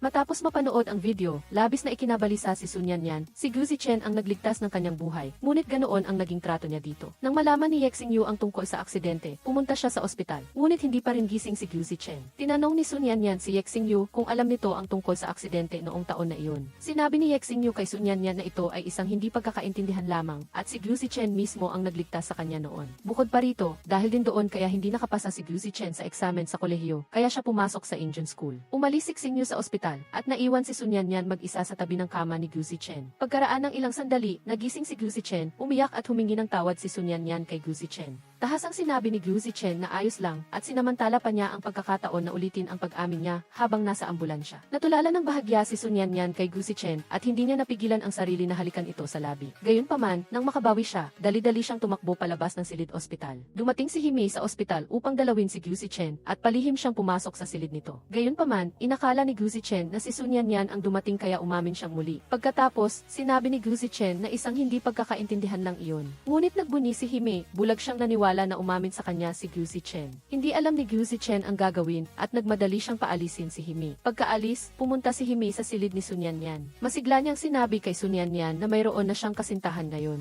Dahil inaminan siya kanina, sa simula ay balak lang niyang tingnan ang kalagayan ng sugat ni Gu Zichen. Hindi niya inasahan na aamin ito sa kanya. Hindi makapaniwala si Sun Yanyan matapos marinig ito. Paulit-ulit niyang kinumpirma kay Hime kung si Gu Zichen ba talaga ang umamin. Nang makuha ang tiyak na sagot ni Hime, malungkot nang ngumiti si Sun Yanyan. Lalo siyang hindi nakakaintindi kay Gu Zichen. Dagdag pa, galit na galit siya sa ginawa ni Gu Zichen. Hindi niya maintindihan kung ano ang nilalaro ni Gu Zichen. Bakit pagkatapos umamin sa kanya ay umamin agad kay Hime? Pagkatapos noon, paulit-ulit na pumunta si Hime sa ospital upang guluhin si Gu Zichen. Hindi na nakatiis si Gu Zichen, kaya ipinaliwanag na niya kay Hime. Sinabi niya na hindi siya ang inamin niya noong araw na iyon kundi si Sun Yanyan. Nagkamali siya ng tao, kaya nagkaroon ng ganoong kalaking hindi pagkakaintindihan. Medyo natigilan si Hime nang marinig ito. Hindi niya inasahan na si Sun Yanyan pala ang inamin. Pagkatapos, sinabi ni Hime kay Gu Zichen na may kasintahan na si Sun Yanyan. Bukod pa rito, ang kasintahan niya ay isang super academic genius. Noong high school, nangako sila sa isa't-isa na makakapasa sila sa Beijing University. Walang anumang reaksyon si Gu Zichen matapos marinig ang mga mapanuksong salita ni Hime. Walang nagawa si Hime kundi umalis sa ospital ng galit. Pagkatapos, pumunta si Hime sa Indian School upang hanapin si Sun Yanyan para magkwento. Nagdagdag siya ng kung ano-ano at gumawa ng maraming kwento tungkol sa kanila ni Gu Zichen. Hindi komportable si Sun Yanyan matapos marinig ang mga salitang ito. Sa simula, nakipag-usap siya kay Ye Xingyu na dalawin si Gu Zichen. Ngunit ngayon ay ayaw na niyang makita ang manlolokong ito. Naramdaman ni Gu Zichen na may mali. Pagbisita, tiyak na may nangyari. Pagkatapos, tinawagan ni Gu Zichen si Ye Xingyu, tinanong kung alam ba nito ang kalagayan ni Sun Yanyan. Sinabi ni Ye Xingyu na nag-usap sila na magpunta sa ospital ngayon, ngunit pagkatapos ay galit na sinabi ni Yanyan na hindi na siya pupunta. Medyo naguluhan si Gu Zichen pagkarinig nito, ngunit mabilis niyang pinaghihinalaan na may naglalaro at ang pinakamalamang na tao ay si Hime. Ipinahayag ni Sun Yanyan na opisyal nang naitatag ang research group. Sinabi niya na ang gawain ngayon ay talakayin ang research project. Pagkatapos, masiglang nakipag-usap ang mga kaklase at may nagmungkahi na mag-imbento ng otomatikong shampoo machine. May nagmungkahi na mag-imbento ng super beauty helmet. Mayroon ding nagmungkahi na mag-imbento ng masculine checking machine. Pagkarinig ni Sun Yanyan sa mga mungkahi na ito, naramdaman niyang walang may posibilidad, kaya tinanong niya si Ye Xingyu kung may ideya ito. Naniniwala si Ye Xingyu na ang gawaing ito ay dapat magmula sa praktikal na pangangailangan. Bilang mga mag-aaral, ang imbensyon na ito ay dapat na may kaugnayan sa pag-aaral, na makakatulong sa lahat sa pag-aaral. Tinanong niya si Xingyu kung may naiisip na itong pangalan. Bago pa man makasagot si Ye Xingyu, sinabi na ni Gu Zichen na karunungan sa isang pakete ang pangalan. Nang araw na iyon, kumakain si Zhao Mingyuan sa isang noodle house. Sa pagkakataong ito, biglang sumulpot si Chuxia, dumiretso siya sa tapat ni Zhao Mingyuan at umorder pa ng kanin. Ang biglaang pagdating ni Chuxia ay bahagyang ikinabigla ni Zhao Mingyuan at nagmadali siyang kumain. Hindi rin nagpahuli si Chuxia, sinikap niyang kumain. Hindi nagtagal, matapos kumain ni Zhao Mingyuan, aalis na sana siya, ngunit nagmadali ring binitawan ni Chuxia ang kanyang chopsticks at sumunod. Sinabi ni Zhao Mingyuan na pupunta siya sa car repair shop para magtrabaho, kaya sinabi ni Chuxia na gusto rin niyang bumisita sa car repair shop. Walang nagawa si Zhao Mingyuan kundi isama si Chuxia sa trabaho. Kinagabihan, tinanong ni Zhao Mingyuan si Zhu Cheng kung si Chuxia ay lalaki, maaari ba nila itong maging kaibigan. Agad na sinabi ni Zhu Cheng na kahit lalaki pa si Chuxia, hindi pa rin sila magiging magkaibigan, dahil sa simula pa lang ay hindi na nila tiningnan si Chuxia bilang isang babae, at hindi rin sila maaaring maging magkaibigan. Nakahinga ng maluwag si Zhao Mingyuan pagkarinig nito, sa wakas ay bumaba ang nakabitin niyang puso. Gustong-gusto ni Gu Zichen na ipaliwanag ang hindi pagkakaunawaan, kaya espesyal siyang nakipagkita kay Sun Yanyan para makipag-usap. Muli siyang nagpahayag ng kanyang damdamin kay Sun Yanyan, ngunit naramdaman ni Sun Yanyan na peke ang sinabi nitong gusto siya. Sa patuloy na pagpupumilit ni Gu Zichen, malamig siyang sinabihan ni Sun Yanyan na magpakatino. Hindi maintindihan ni Gu Zichen kung bakit nag-iba ang ugali ni Sun Yanyan ng 180 degrees. Naisip niya na gusto lang ni Sun Yanyan na mag-focus sa pagkumpleto ng competition project, kaya hindi na niya ito pinilit pa. Lalo pang naging malapit si Song Yuxi at ang may-ari ng coffee shop, at gusto niyang lumabas at bumili ng ilang damit para pagandahin ang sarili. Pagkatapos, inaya niya sina Sun Yanyan at Chuxia na mamili kasama niya. Sa simula ay ayaw sanang sumama ni Sun Yanyan, ngunit mabilis siyang nakumbinsi ni Song Yuxi dahil kailangan niya talagang magbago ng hitsura at magbago ng kalooban. Lubos na gumanda si Sun Yanyan, hindi lang siya nagpalit ng bagong damit kundi nagpalit din ng hairstyle, at maging ang makapal niyang salamin ay tinanggal na. Sa klase, ikinagulat ng lahat ang pagdating ni Sun Yanyan, walang nag-akalang ang simpleng class monitor na ito ay magiging napakaganda. Pagkatapos, pinalibutan ng mga kaklase si Sun Yanyan, nag-uunahan na magtanong sa kanya ng mga katanungan sa libro. Pagkatapos, lumapit si Yexing Yu kay Sun Yanyan, sinabi niyang maaari rin siyang sumagot sa mga katanungan, ngunit tila wala namang balak ang lahat na magtanong sa kanya. Lihim na nag-uusap sa likod si Song Yuxi. Sina Sun Yanyan at Yexing Yu na magkatabi ay talagang bagay na bagay. Hindi sumang-ayon si Gu Zichen nang marinig ito, agad siyang tumakbo pabalik sa silid para magpalit ng damit at nagsuot pa ng salamin. Matapos maghanda, bumalik si Gu Zichen sa klase, dumiretso sa tabi ni Sun Yanyan para magpasikat. Sinabi niya na alam niya ang 7 wika at maaari niyang sagutin ang lahat ng nasa libro, ngunit hindi inaasahan na walang pumansin sa kanya, lahat ng atensyon ay nakatuon kay Sun Yanyan. Nahulog ang salamin ni Teacher Jiang Mu, malabo ang paningin niya dahil sa matinding kalabuan. Nagguglo siya ay nagkakapa papunta sa klase, at nang makita ang magulong tagpo, nagmadali siyang manumbalik ang kaayusan, humihiling sa lahat na bumalik sa kanilang mga upuan. Dahil walang suot na salamin, hindi nakilala ni Teacher Jiang Mu si Sun Yanyan, at tinanong pa kung bakit ito nakatayo roon. Ang aksyon na ito ni Teacher Jiang Mu ay nagpatawa sa mga kaklase. Matapos ipaalala ng mga kaklase, lumapit si Teacher Jiang Mu kay Sun Yanyan, at doon niya lang natuklasan na si Yanyan ay napakaganda ngayong araw. Pagkatapos, nahihiya niyang pinuri na ang bagong hairstyle ni Sun Yanyan ay napakagaling, at pinapaalalahanan pa siyang mabilis na gabayan ang lahat sa pag-aaral. Biglang dumating si Tang Yu sa Incheon University of Technology. Gusto niyang kumbinsihin si Sun Yanyan na umalis na sa eskwelahang ito. Hindi nagustuhan ng mga kaklase ni Sun Yanyan ang braced carp na ito, kaya nagpa siya silang bigyan siya ng leksyon. Pagkatapos, palihim na sinundan ng Incheon Trio sina Tang Yu at Sun Yanyan papunta sa coffee shop. Upang mapahiya si Tang Yu, naghalinhinan ang Incheon Trio na magpakita, ngunit bawat isa sa kanila ay napigilan niya. Masama ang bibig ni Tang Yu at tinawag niyang basura ang mga estudyante ng Incheon School. Hindi na nakatiis si Zhao Mingyuan nang marinig ang mga salitang ito. Gusto niyang suntukin si Tang Yu, ngunit mabilis siyang pinigilan ni Sun Yanyan. Sinabi niya na siya na ang bahala sa bagay na ito. Pagkatapos, nagsimulang muli si Tang Yu na hikayatin si Sun Yanyan na mabilis nang umalis sa masamang lugar na ito. Naiinis si Sun Yanyan nang marinig niya na pinupulaan nito ang mga kaklase niya. Sinabi niya na hindi maaaring hatulan ang iba sa isang panig. Bawat isa ay may kanya-kanyang kalakasan. Dati ay kinamumuhian din niya ang mga tao sa Incheon School, ngunit ngayon ay nahihiya siya sa pag-iisip na iyon. Dahil, sa paglipas ng panahon, natuklasan niya na ang mga estudyante sa Incheon School ay napakabait at napakamahal. Naniniwala si Tang Yu na pansamantalang pakiramdam lamang ito ni Sun Yanyan. Kung patuloy siyang mananatili sa Incheon School, hindi magtatagal at sisirain siya ng mga taong narito. Ayaw nang makinig ni Sun Yanyan. Sinabi niya kay Tang Yu, kung pumunta ito rito na may pagtatangi, dalhin na lang nito ang pagtatanging iyon at umalis. Si Gu Zichen na nagtatago sa dilim at lihim na nagmamasid ay labis na natuwa nang marinig ang usapan ng dalawa. Labis siyang natuwa dahil malaki ang pagbabago sa pag-iisip ni Sun Yanyan, at masaya rin siya dahil ang karibal niya ay umalis ng bigo. Kaya, naghiwalay sina Tang Yu at Sun Yanyan ng hindi masaya. Nag-aalala si Gu Zichen kay Sun Yanyan, kaya palihim niya itong sinundan pagkalabas ng coffee shop. Si Sun Yanyan, na tuliro, ay muntik nang mabangga ng isang nagbibisikleta, buti na lang at nahila siya ni Gu Zichen sa kanyang bisi. Tiningnan ni Gu Zichen si Sun Yanyan at muling umamin, nangangako pa na gaano niya ito kamahal at gaano siya nito gustong makasama. Gayunpaman, lalong nagalit si Sun Yanyan sa pagkarinig ng mga matatamis na salitang ito, kaya sinuntok niya si Gu Zichen. Sa sandaling iyon, tulalang-tula si Gu Zichen, hindi niya maintindihan kung bakit siya sinuntok ni Sun Yanyan. Sinabi ni Sun Yanyan na nararapat na masuntok ang isang taong may kasintahan, ngunit umamin pa rin sa iba, at paano na raw si Himei kung gagawin niya iyon. Natawa at napaiyak si Gu Zichen nang marinig ito, at nagmadali siyang ipaliwanag na wala siyang kasintahan.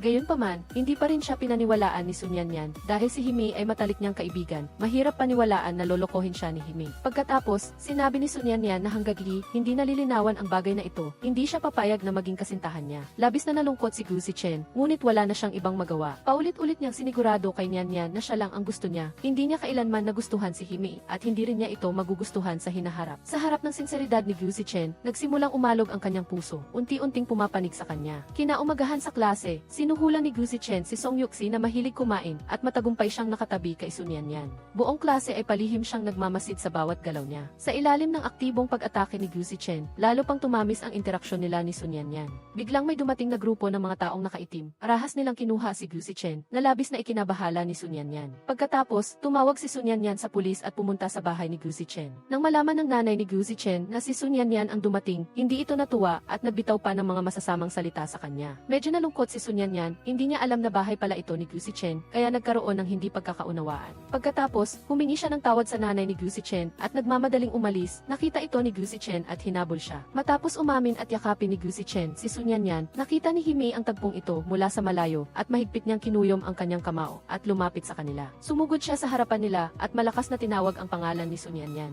Nag-alangan si Sun Yanyan, alam ni Gu Zichen na gusto na namang gumawa ng gulo ni Himei at mahigpit niyang sinabi sa kanya kung magpapatuloy pa siyang mag-ingay ng walang dahilan, lalo lang siyang mainis sa kanya. Galit na umalis si Himei, plano niyang hanapin ang nanay ni Gu Zichen para ayusin ang bagay na ito. Pinagalitan ni Sun Yanyan si Gu Zichen sa labis niyang pagkilos at naniniwala si Gu Zichen na ang mga bagay tungkol sa damdamin ay hindi maaaring maging malabo, kung hindi, magiging napakahirap hulaan ang mga kahihinatnan. Pagkatapos, dinala ni Gu Zichen si Sun Yanyan sa amusement park, sinimulan ang unang date nilang dalawa. Sinabi ni Gu Zichen na ang pangarap niya mula pa noong bata siya ay makapunta sa amusement park at ngayon ay sa wakas ay natupad na ito. Nang marinig ni Sun Yanyan na sinabi ni Gu Zichen na ganoon na siya kalaki ay hindi pa pala siya nakakapunta sa amusement park, nakaramdam siya ng awa dito. Hinila niya ang kamay ni Gu Zichen at dali-daling nagtungo sa play area. Sa giant Ferris wheel, napansin ni Sun Yanyan na medyo kakaiba ang mukha ni Gu Zichen, kaya lihim siyang tumawa habang tinatanong kung anong nangyayari dito. Takot sa taas si Gu Zichen, kaya hindi siya mapakali, ngunit nagkunwari pa rin siyang mapusok at sinabing huwag siyang matakot kung sakaling mawala ng kuryente mamaya dahil poprotektahan niya ito. Nakakatawa para kay Sun Yanyan na makita siyang ganoon dahil halatang takot na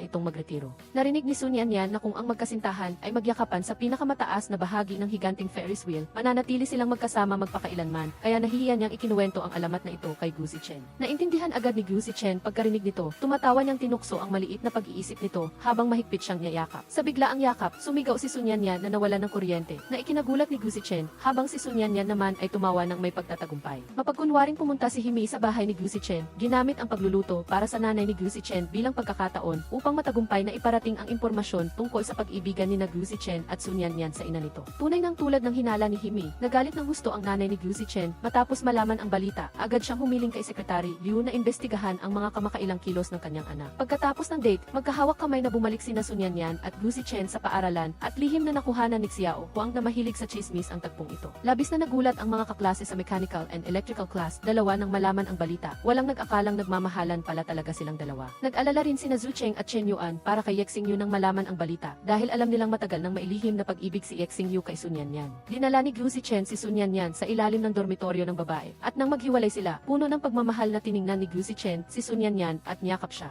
Pareho silang masayang nakangiti, pagkatapos, nahihiyang tumakbo si Sun Yanyan pabalik sa silid. Nagtataka ang lahat ng nasa silid nang makita si Sun Yanyan, kaya nagtanong tungkol sa relasyon nila ni Gu Zichen. Humanga si Song Yuxi sa mabilis na pag-unlad ni Sun Yanyan at Gu Zichen, at lihim na nag-ibigan na pala sila. Sa pagkakataong iyon, nagtanong din si Song Yuxi tungkol sa kalagayan ni Chuxia at Zhao Mingyuan. Bihirang nagpakita ng hiya si Chuxia, sinabi niyang wala pang malinaw sa pagitan nila ni Zhao Mingyuan. Nagmungkahi si Song Yuxi na dapat mag-organisa ng isang party ang buong silid, at dapat magdala ng kani-kanilang kanilang kasintahan ang lahat. Sa ganoong paraan, matitingnan din ni Chuxia ang intensyon ni Zhao Mingyuan. Naramdaman ni Chuxia na napakagaling ng ideyang ito at masaya siyang nag-text kay Zhao Mingyuan. Nagtatrabaho si Zhao Mingyuan at tuwang-tuwa siya nang makita ang mensahe. Itinigil niya ang kanyang ginagawa at umuwi sa paaralan habang kumakanta. Pagbalik ni Gu Zichen sa silid, napansin niyang tila malungkot si Yexing Yu. Alam niyang kumalat na ang balita tungkol sa pag-ibigan nila ni Sun Yanyan. Pagkatapos, seryoso niyang sinabi kay Yexing Yu na si Sun Yanyan ay opisyal na niyang kasintahan. Tinanong ni Yexing Yu si Gu Zichen kung totoo ba ang nararamdaman niya kay Sun Yanyan. Natatakot siyang baka sandaling paghangalang ang nararamdaman ni Gu Zichen. Kung mangyari iyon, masasaktan si Sun Yanyan. Hindi niya papayagan na mangyari iyon. Alam ni Gu Zichen na laging gusto ni Yexing Yu si Sun Yanyan. Ngunit ang pag-ibig ay hindi isang kalakal. Hindi ito maaaring ibigay kanino man. Sa totoo lang, hindi inakala ni Gu Zichen na ganoon siya sa paningin ni Yexing Yu. Seryoso niyang sinabi na seryoso siya sa relasyon na ito. Gagawin niya ang lahat para protektahan si Sun Yanyan. Naniwala rin si Yexing Yu kay Gu Zichen matapos marinig ito. Naiintindihan din niya na ang pag-ibig ay hindi mapipili. Kaya naman, handa siyang maging unang tao na magbigay ng pagpapala sa kanilang dalawa. Hindi komportable si Zhao Mingyuan nang malaman ang balita tungkol sa pag-ibigan ni Gu Zichen at Sun Yanyan. Naramdaman niyang walang kwenta si Gu Zichen. Halatang gustong-gusto ni Yexing Yu si Sun Yanyan, pero nakisali pa siya. Sa araw ng party, dumating si Zhao Mingyuan na nakasuot pa rin ang damit niya sa car repair shop. Marumi ang mukha niya sa grasa at mukha siyang nanggulo lang. Sa hapagkainan, palaging may patama si Zhao Mingyuan kay Gu Zichen. Ang mga salita niya ay nagpabigat sa pakiramdam ni Gu Zichen. Ayaw niyang makipagtalo kay Zhao Mingyuan kaya nagdahilan siyang mag-car. Gayunpaman, habang dumadaan sa lobby, nakita ni Gu Zichen ang kasintahan ni Song Yuxi na umaakit sa isang waitress. Naramdaman niyang hindi magandang tao ang coffee prince na ito. Pagbalik niya sa hapagkainan, sinabi ni Gu Zichen na mukhang mandaraya ang coffee prince na iyon. Hindi komportable si Zhao Mingyuan nang marinig ito. Sinabing mas mabuti pa ang tumitingin sa palayok kaysa sa taong nagnanakaw ng mangkok ng iba. Alam ni Gu Zichen na siya ang tinutukoy ni Zhao Mingyuan, kaya hindi niya napigilan ang sarili na makipagtalo dito. Pagkatapos, hinila ni Chuxia si Zhao Mingyuan papalayo at pinagalitan pa ito. Sinabi ni Zhao Mingyuan na ginawa niya iyon para tulungan ang kapatid niyang si Yexing Yu na maghiganti at hindi niya masikmura ang Gu Zichen na ito. Pinayuhan ni Chuxia si Zhao Mingyuan na ang pag-ibig ay hindi mapipilitan at normal lang na magkasama ang dalawang taong tunay na nagmamahalan. Nahiya si Zhao Mingyuan nang masabihan siya at napagtanto rin niya na napaka-impulsive ng kanyang ginawa. Pagkatapos, naalaala ni Gu Zichen si Sun Yanyan na pinapaalalahanan si Song Yuxi na mag-ingat sa kasintahan nito. Naramdaman niyang may problema ang lalaking iyon. Pagbalik ni Sun Yanyan sa silid, hindi siya masaya at biglang naging walang kwenta ang masayang party. Naalala ni Sun Yanyan ang sinabi ni Gu Zichen at pinaalalahanan niya si Song Yuxi na mag-ingat sa coffee prince na iyon. Ngunit hindi ito pinansin ni Song Yuxi at sinisi pa si Gu Zichen sa paninira. Nagkataon na natuklasan ni Gu Zichen, Sun Yanyan at Yexing Yu na si Zhao Mingyuan ay binugbog sa repair shop at nawalan pa ito ng malay. Nang makita ni Wang Zi na dumating ang mga tao ni Zhao Mingyuan, agad niyang inutusan ang kanyang mga kasamahan na atakihin sila. Sa gitna ng kaguluhan, nasugatan si Yexing Yu habang pinoprotektahan si Sun Yanyan. Pagkatapos, dinala sina Zhao Mingyuan at Yexing Yu sa ospital at tumawag si Gu Zichen sa pulis. Nagalit ng husto ang pamunuan ng paaralan nang malaman ang tungkol dito at nagpasya silang paalisin si Zhao Mingyuan upang magbigay ng babala laban sa away at gulo. Labis na nag-alala ang mga kaklase kay Zhao Mingyuan nang malaman ang balita at hiniling nila kay Sun Yanyan na tulungan si Zhao Mingyuan kung hindi ay mababaliw ang mga magulang nito. Kahit na hindi sigurado kung makukumbinsi ang pamunuan, gusto pa rin ni Sun Yanyan na subukang kausapin ang prinsipal. Tumakbo si Sun Yanyan para hanapin si Teacher Jiang Mu upang pag-usapan ang tungkol sa pagpapatalsik kay Zhao Mingyuan. Sa pagitan ng hindi pa naipatutupad na parusa ng paaralan, gusto niyang subukang tulungan si Zhao Mingyuan na mabawasan ang parusa. Gusto rin ni Teacher Jiang Mu na tulungan si Zhao Mingyuan, ngunit mayroong mga alituntunin ang paaralan at sinubukan na niyang kausapin ang prinsipal, ngunit napagalitan lamang siya. Sinabi ni Teacher Jiang Mu kay Sun Yanyan kung makakahanap siya ng ebidensya na si Zhao Mingyuan ay biktima, marahil ay magbabago pa ang sitwasyon. Nang araw na iyon, dumalaw si Sun Yanyan kay Yexing Yu sa ospital at nagdala pa siya ng pagkain at sabaw para dito. Nasugatan si Yexing Yu dahil pinoprotektahan siya at labis itong ikinabalisa ni Sun Yanyan. Nasugatan ang kanang kamay ni Yexing Yu kaya napilitan siyang gumamit ng kaliwang kamay para kumain.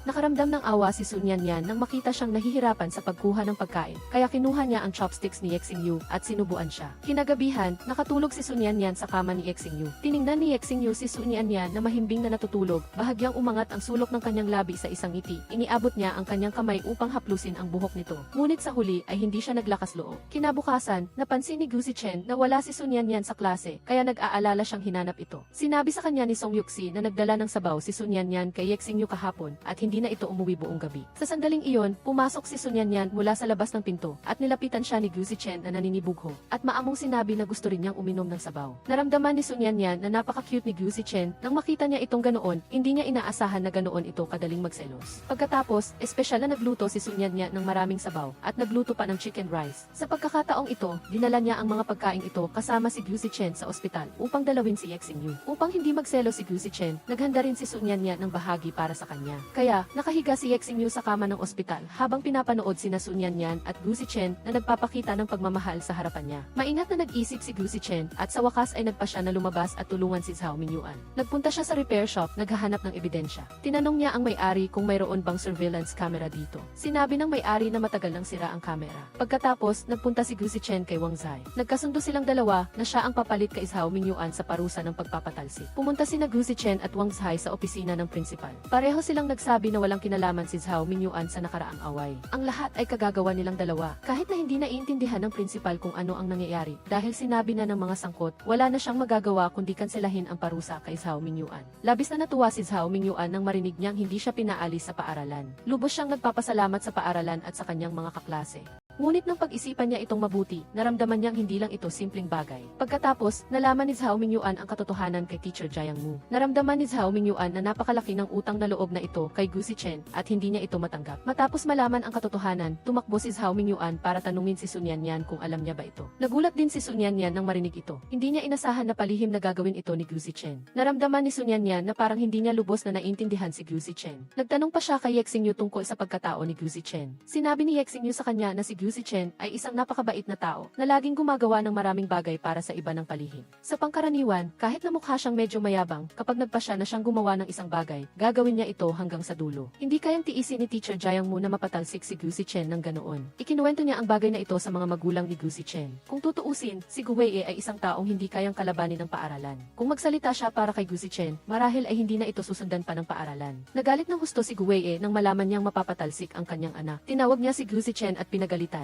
Tinanggal na ni Ye Xingyu ang kanyang benda. Nagpaalala ang doktor na huwag siyang magbubuhat ng mabigat kamakailan at kailangan niya pang magpahinga. Sa sandaling ito, dumating si Gu Zichen sa ospital upang dalawin siya. Gayunpaman, bago pa man makapagsalita si Gu Zichen, nagmadaling hinila siya ni Sun Yanyan palabas, sinabing may kailangan siyang sabihin dito. Pagkatapos, tinanong ni Sun Yanyan si Gu Zichen kung bakit hindi niya sinabi sa kanya ang tungkol sa pagpapalit niya kay Zhao Mingyuan sa parusa. Sinabi ni Gu Zichen na siya ay isang lalaki at kung gusto niyang ayusin ang isang bagay, gagawin na niya, hindi na kailangang magsalita pa. Nang makita ni Gu Zichen na malungkot si Sun Yanyan, sinikap niya itong aliwin. Gayunpaman, seryosong sinabi ni Sun Yanyan na huwag na niya itong gagawin pa. Masunuring tumango si Gu Zichen. Hiniling ni Gu Wei kay Secretary Liu na imbestigahan ang kaguluhan na ginawa ni Gu Zichen. Matagal na nag-imbestiga si Secretary Liu, ngunit wala siyang nakalap na anuman. Hindi ito ikinatuwa ni Gu Wei.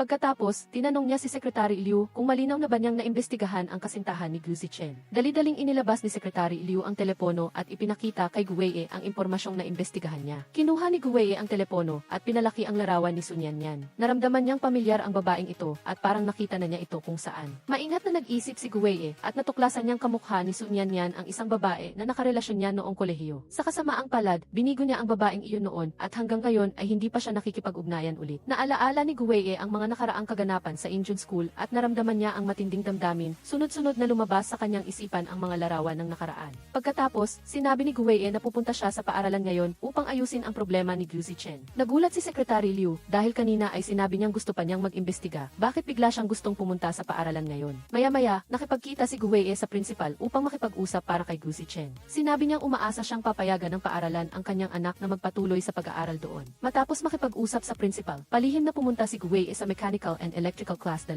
Tumayo siya sa pintuan at tahimik na pinanood ang bawat galaw ni Sun Yanyan. Napansin niyang hawig ang babaeng ito sa una niyang pag-ibig. Siya ay tulad ni pangalan. Dahil gusto ni Himi na makuha si Gu Zichen, madalas niyang sinisiraan si Sun Yanyan sa harap ng nanay ni Gu Zichen. Nagdagdag ito sa galit niya kay Sun Yanyan. Ang ina ni Gu Zichen ay pumunta sa library room upang hanapin ang kanyang asawa. Natuklasan niya na tila may lihim na pinapanood ang kanyang asawa. Nang makita niya siyang pumasok, nagmadali itong itago. Gayunpaman, hindi niya ito isiniwalat. Sa halip, binanggit niya ang tungkol sa kasintahan ng kanilang anak. anak, sinabi niya ng malinaw na hindi niya gusto si Sun Yanyan. Nagalit si Gu Weiye nang marinig ito. Sinabihan niya itong huwag makialam sa mga bagay ng mga bata. Nang makita ng ina ni Gu Zichen, nagalit na galit ang kanyang asawa. Wala na siyang sinabi pa. Inimbitahan ni Himei si Sun Yanyan na lumabas upang mag-usap. Diretso niyang sinabi na umaasa siyang maging makatwiran si Sun Yanyan at hiwalayan na si Gu Zichen. Sa lalong madaling panahon, nangutya rin si Himei na sina Sun Yanyan at Gu Zichen ay hindi talaga magkapareho ng antas. Ang pamilya ni Sun Yanyan, kahit magsasaka habang buhay, ay hindi kasing laki ng buwis ng pamilya ni Gu Zichen sa isang taon. Nagalit si Sun Yanyan pagkarinig nito, tumayo siya, at buong lakas na idineklara kay Himei na si Gu Zichen.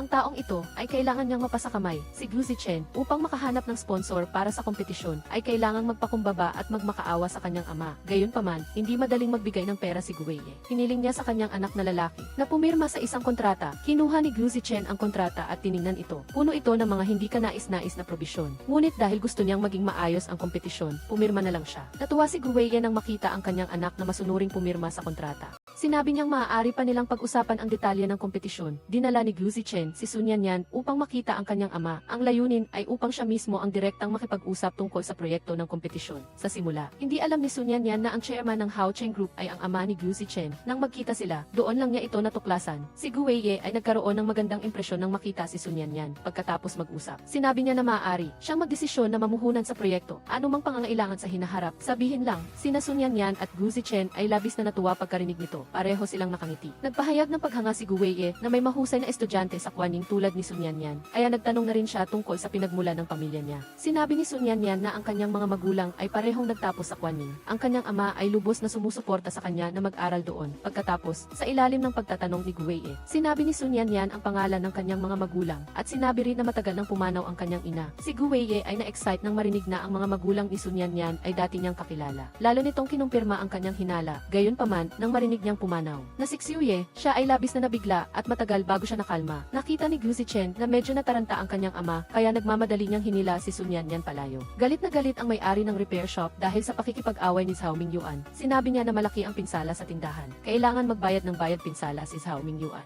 At hinihiling niyang magbayad siya ng 100,000 yuan na bayad pinsala sa loob ng 2 buwan. Nadarama ni Zhao Mingyuan na siya nga ang dahilan ng pinsala sa tindahan, kaya kailangan niyang magbayad. Ngunit isa lamang siyang mahirap na estudyante. Wala siyang kakayahang kumita ng ganoong kalaking halaga ng pera. Bukod pa rito, ayaw na niyang mag-abala pa sa iba. Pagkatapos, bumalik si Sun Yanyan sa paaralan at masiglang ibinalita sa lahat na nakahanap na sila ng sponsor. Sinabi rin niya na ang pagkakataong ito ay napakabihira. Kung makakuha sila ng magandang resulta sa kompetisyon, maaari silang direktang makapasok at magtrabaho sa Hao Cheng Group dahil sa problema ni Zhao Mingyuan. Tumanggi sina Zhu Cheng at Chen Yuan na sumali sa kompetisyon. Gusto nilang magtrabaho para kumita ng pera at tulungan si Zhao Mingyuan na magbayad ng utang. Labis na nagpapasalamat si Zhao Mingyuan sa dalawang mabuting kapatid, ngunit ayaw niyang idamay sila. Kaya hinikayat niya sila na sumali sa kompetisyon at sunggaban ang pagkakataong ito. Matapos matuklasan ng ina ni Gu Zichen ang sekreto ni Gu Weiye, ipinahanap niya ang pinagmula ng pamilya ni Sun Yanyan. Tinitingnan niya ang mga dokumento sa kanyang kamay at tumulo ang kanyang luha. Pagkatapos, sinabi niya kay Gu Zichen na ang ina ni Sun Yanyan ay naging kasintahan ni Gu Weiye. Naghihinala siyang si Sun Yanyan ay anak sa labas ng kanyang asawa. Nang marinig ito ni Gu Zichen mula sa kanyang ina, naaalala niya ang nangyari kanina sa opisina ng kanyang ama. Nang marinig niya siyang nagsabi na ang mga magulang ni Sun Yanyan ay nagtapos din sa Kuaning, labis itong natuwa. Gayunpaman, hindi pumayag ang kanyang ina na magtanong ang anak, natatakot siyang mawala ang kasalukuyan nilang masayang pamilya. Pagkatapos, lumuha siyang humiling sa kanyang anak na hiwalayan si Sun Yanyan, basta maghiwalay sila. Magiging maayos ang lahat. Nasa mahirap na sitwasyon si Gu Zichen. Sa isang banda ay si Sun Yanyan at sa kabilang banda ay ang kanyang ina. Napakadali para sa kanya ang magdesisyon. Bukod pa rito, posibleng si Sun Yanyan ay kalahati niyang kapatid sa ama. Ngayon, sana ang araw na napagkasunduan nilang pumunta sa bahay ni Sun Yanyan upang batiin ang kanyang ama sa kaarawan. Ngunit wala nang ganang pumunta si Gu Zichen at kahit ang tawag sa telepono ni Sun Yanyan ay hindi niya masagot. Malungkot na nagpunta si Gu Zichen sa bar upang uminom. Hindi niya kayang bitawan at ayaw niyang makipaghiwalay kay Sun Yanyan ng ganoon na lang. Ang mga magagandang sandali ay isa-isang sumasagi sa kanyang isip. At mapait na napangiti si Gu Zichen. Hindi makontak ni Sun Yanyan si Gu Zichen. Lalo siyang nag-alala, natatakot na baka may nangyari sa kanya. Hindi makita ng ina ni Gu Zichen ang kanyang anak kaya labis siyang nag-alala. At humingi siya ng tulong kay Himei na hanapin siya. Hula ni Himei na posibleng umiinom si Gu Zichen sa kung saan, kaya nakipag-ugnayan siya sa mga kaibigan na madalas pumunta sa bar upang magtanong tungkol sa kanya. Pagkatapos, mabilis na nalaman ni Himei kung nasaan si Gu Zichen. Pagkatapos, nagmamadali siyang pumunta sa bar at sa wakas ay nakita rin niya ito sa may counter ng alak. Tinignan ni Himei si Gu Zichen nang may paghanga. Pinilit niyang alalayan ang mabigat na katawan nito palabas ng bar. Gayunpaman, hindi siya dinala ni Hime sa kanilang bahay kundi dinala niya ito sa isang hotel. Pagkaraan ng ilang sandali, inihiga ni Hime si Gu Zichen sa kama. Sa sandaling iyon, naalala ni Hime ang bili ng ina ni Gu Zichen, kaya kinuha niya ang kanyang telepono at tumawag upang ipaalam na siya ay ligtas. Si Gu Zichen ay nakahiga sa kama na nagdedeliryo at patuloy niyang tinatawag ang pangalan ni Sun Yanyan. Ito ay lubos na nakakainis kay Hime. Nang makita ang namumula niyang mukha, may masamang balak na naisip si Hime. Kinuha niya ang kanyang telepono at kumuha ng litrato nilang dalawa at ipinadala kay Sun Yanyan.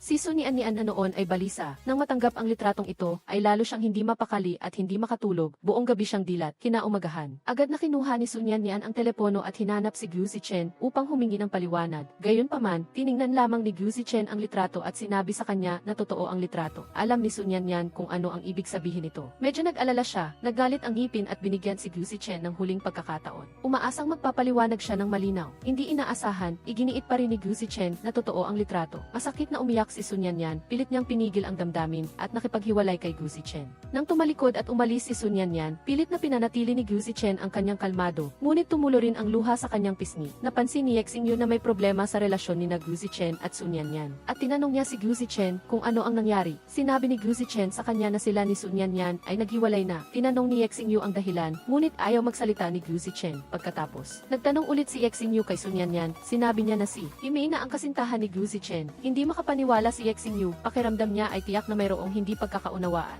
Sinabi ni Sun Yanyan na ang gusto at ang pagiging bagay ay dalawang magkaibang bagay. Si Hime at Gu Zichen ay bagay na bagay dahil sa kanilang pinagmulan, kaya normal lang na magkasama sila. Pagkatapos maghiwalay, madalas natulala si Gu Zichen, nakahiga siya sa kama, blanko ang mga mata at ang buong isip niya ay ang imahe ni Sun Yanyan. Sa sandaling ito, umaasa si Gu Zichen na mas aalagaan ni Yexing Yu si Sun Yanyan. Ngunit sinabi ni Yexing Yu na hindi siya manggugulo sa panahon na may problema sila. Para kay Yexing Yu, parehong sina Gu Zichen at Sun Yanyan ay mahahalagang kaibigan niya at nang makita niyang nagdurusa ang dalawa, labis siyang naapektuhan. Biglang inanunsyo ni Teacher Jiang Mu sa klase na tatanggap ang klase ng isang exchange student mula sa Dongzhou University, kaya naging mausisa ang lahat ng mga kaklase.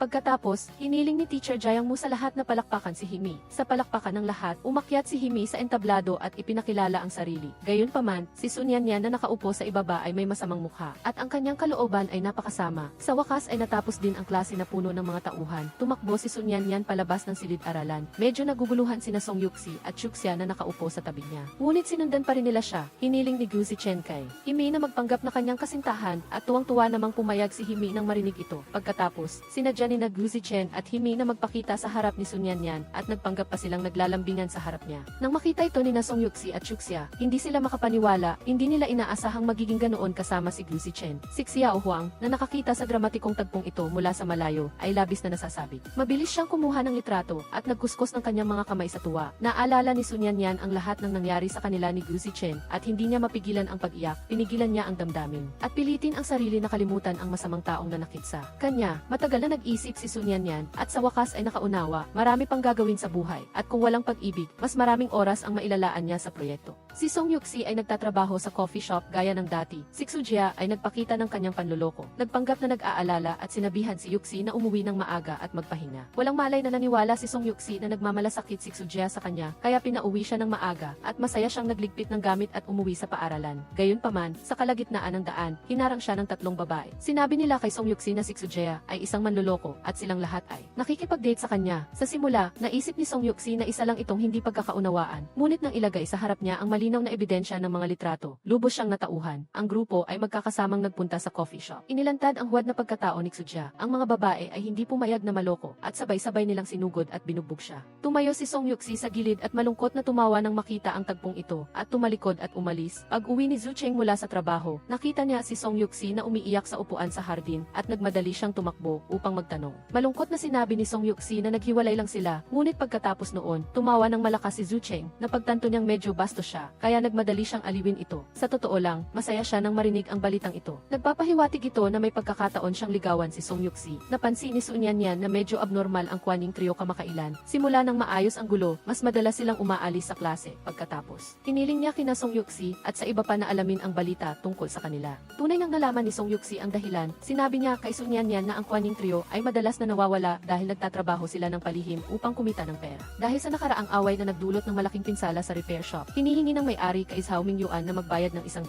yuan. At sina Chen Yuan at Zhu Cheng ay nagsisikap din na kumita ng pera upang matulungan siyang bayaran ang utang. Masigasig na naisip ni Sun Yanyan ang isang paraan upang matulungan si Zhao Mingyuan na malampasan ang kahirapan, at iyon ay ang mag-organisa ng isang fundraising para sa kanya. Ang mga kaklase at guro na nakarinig nito ay nagbigay ng pera upang suportahan si Zhao Mingyuan. At ito ay nagbigay ng init sa damdamin ni Sun Yanyan. Pagkatapos, nais nilang ibigay ang pera kay Zhao Mingyuan, ngunit tinanggihan ni Zhao Mingyuan ang kanilang kabaitan dahil sa kanyang pagmamataas. Sinabi niya na hindi niya kailangan ng awa. Sa sandaling ito, dumating si Hime. Mayabang siyang naglabas ng bank card at sa tono ng pangmamaliit ay sinabi niyang tutulungan niya si Zhao Mingyuan na magbayad ng utang. Lalong nagalit si Zhao Mingyuan pagkarinig nito. Naramdaman niyang yuyurakan ang kanyang pagkatao. Pagkatapos, galit siyang umalis. Si Hime sa paaralan ay madalas na dumidikit kay Gu Zichen at sinasadya pa nilang magpakita ng pagmamahalan sa harap ni Sun Yanyan.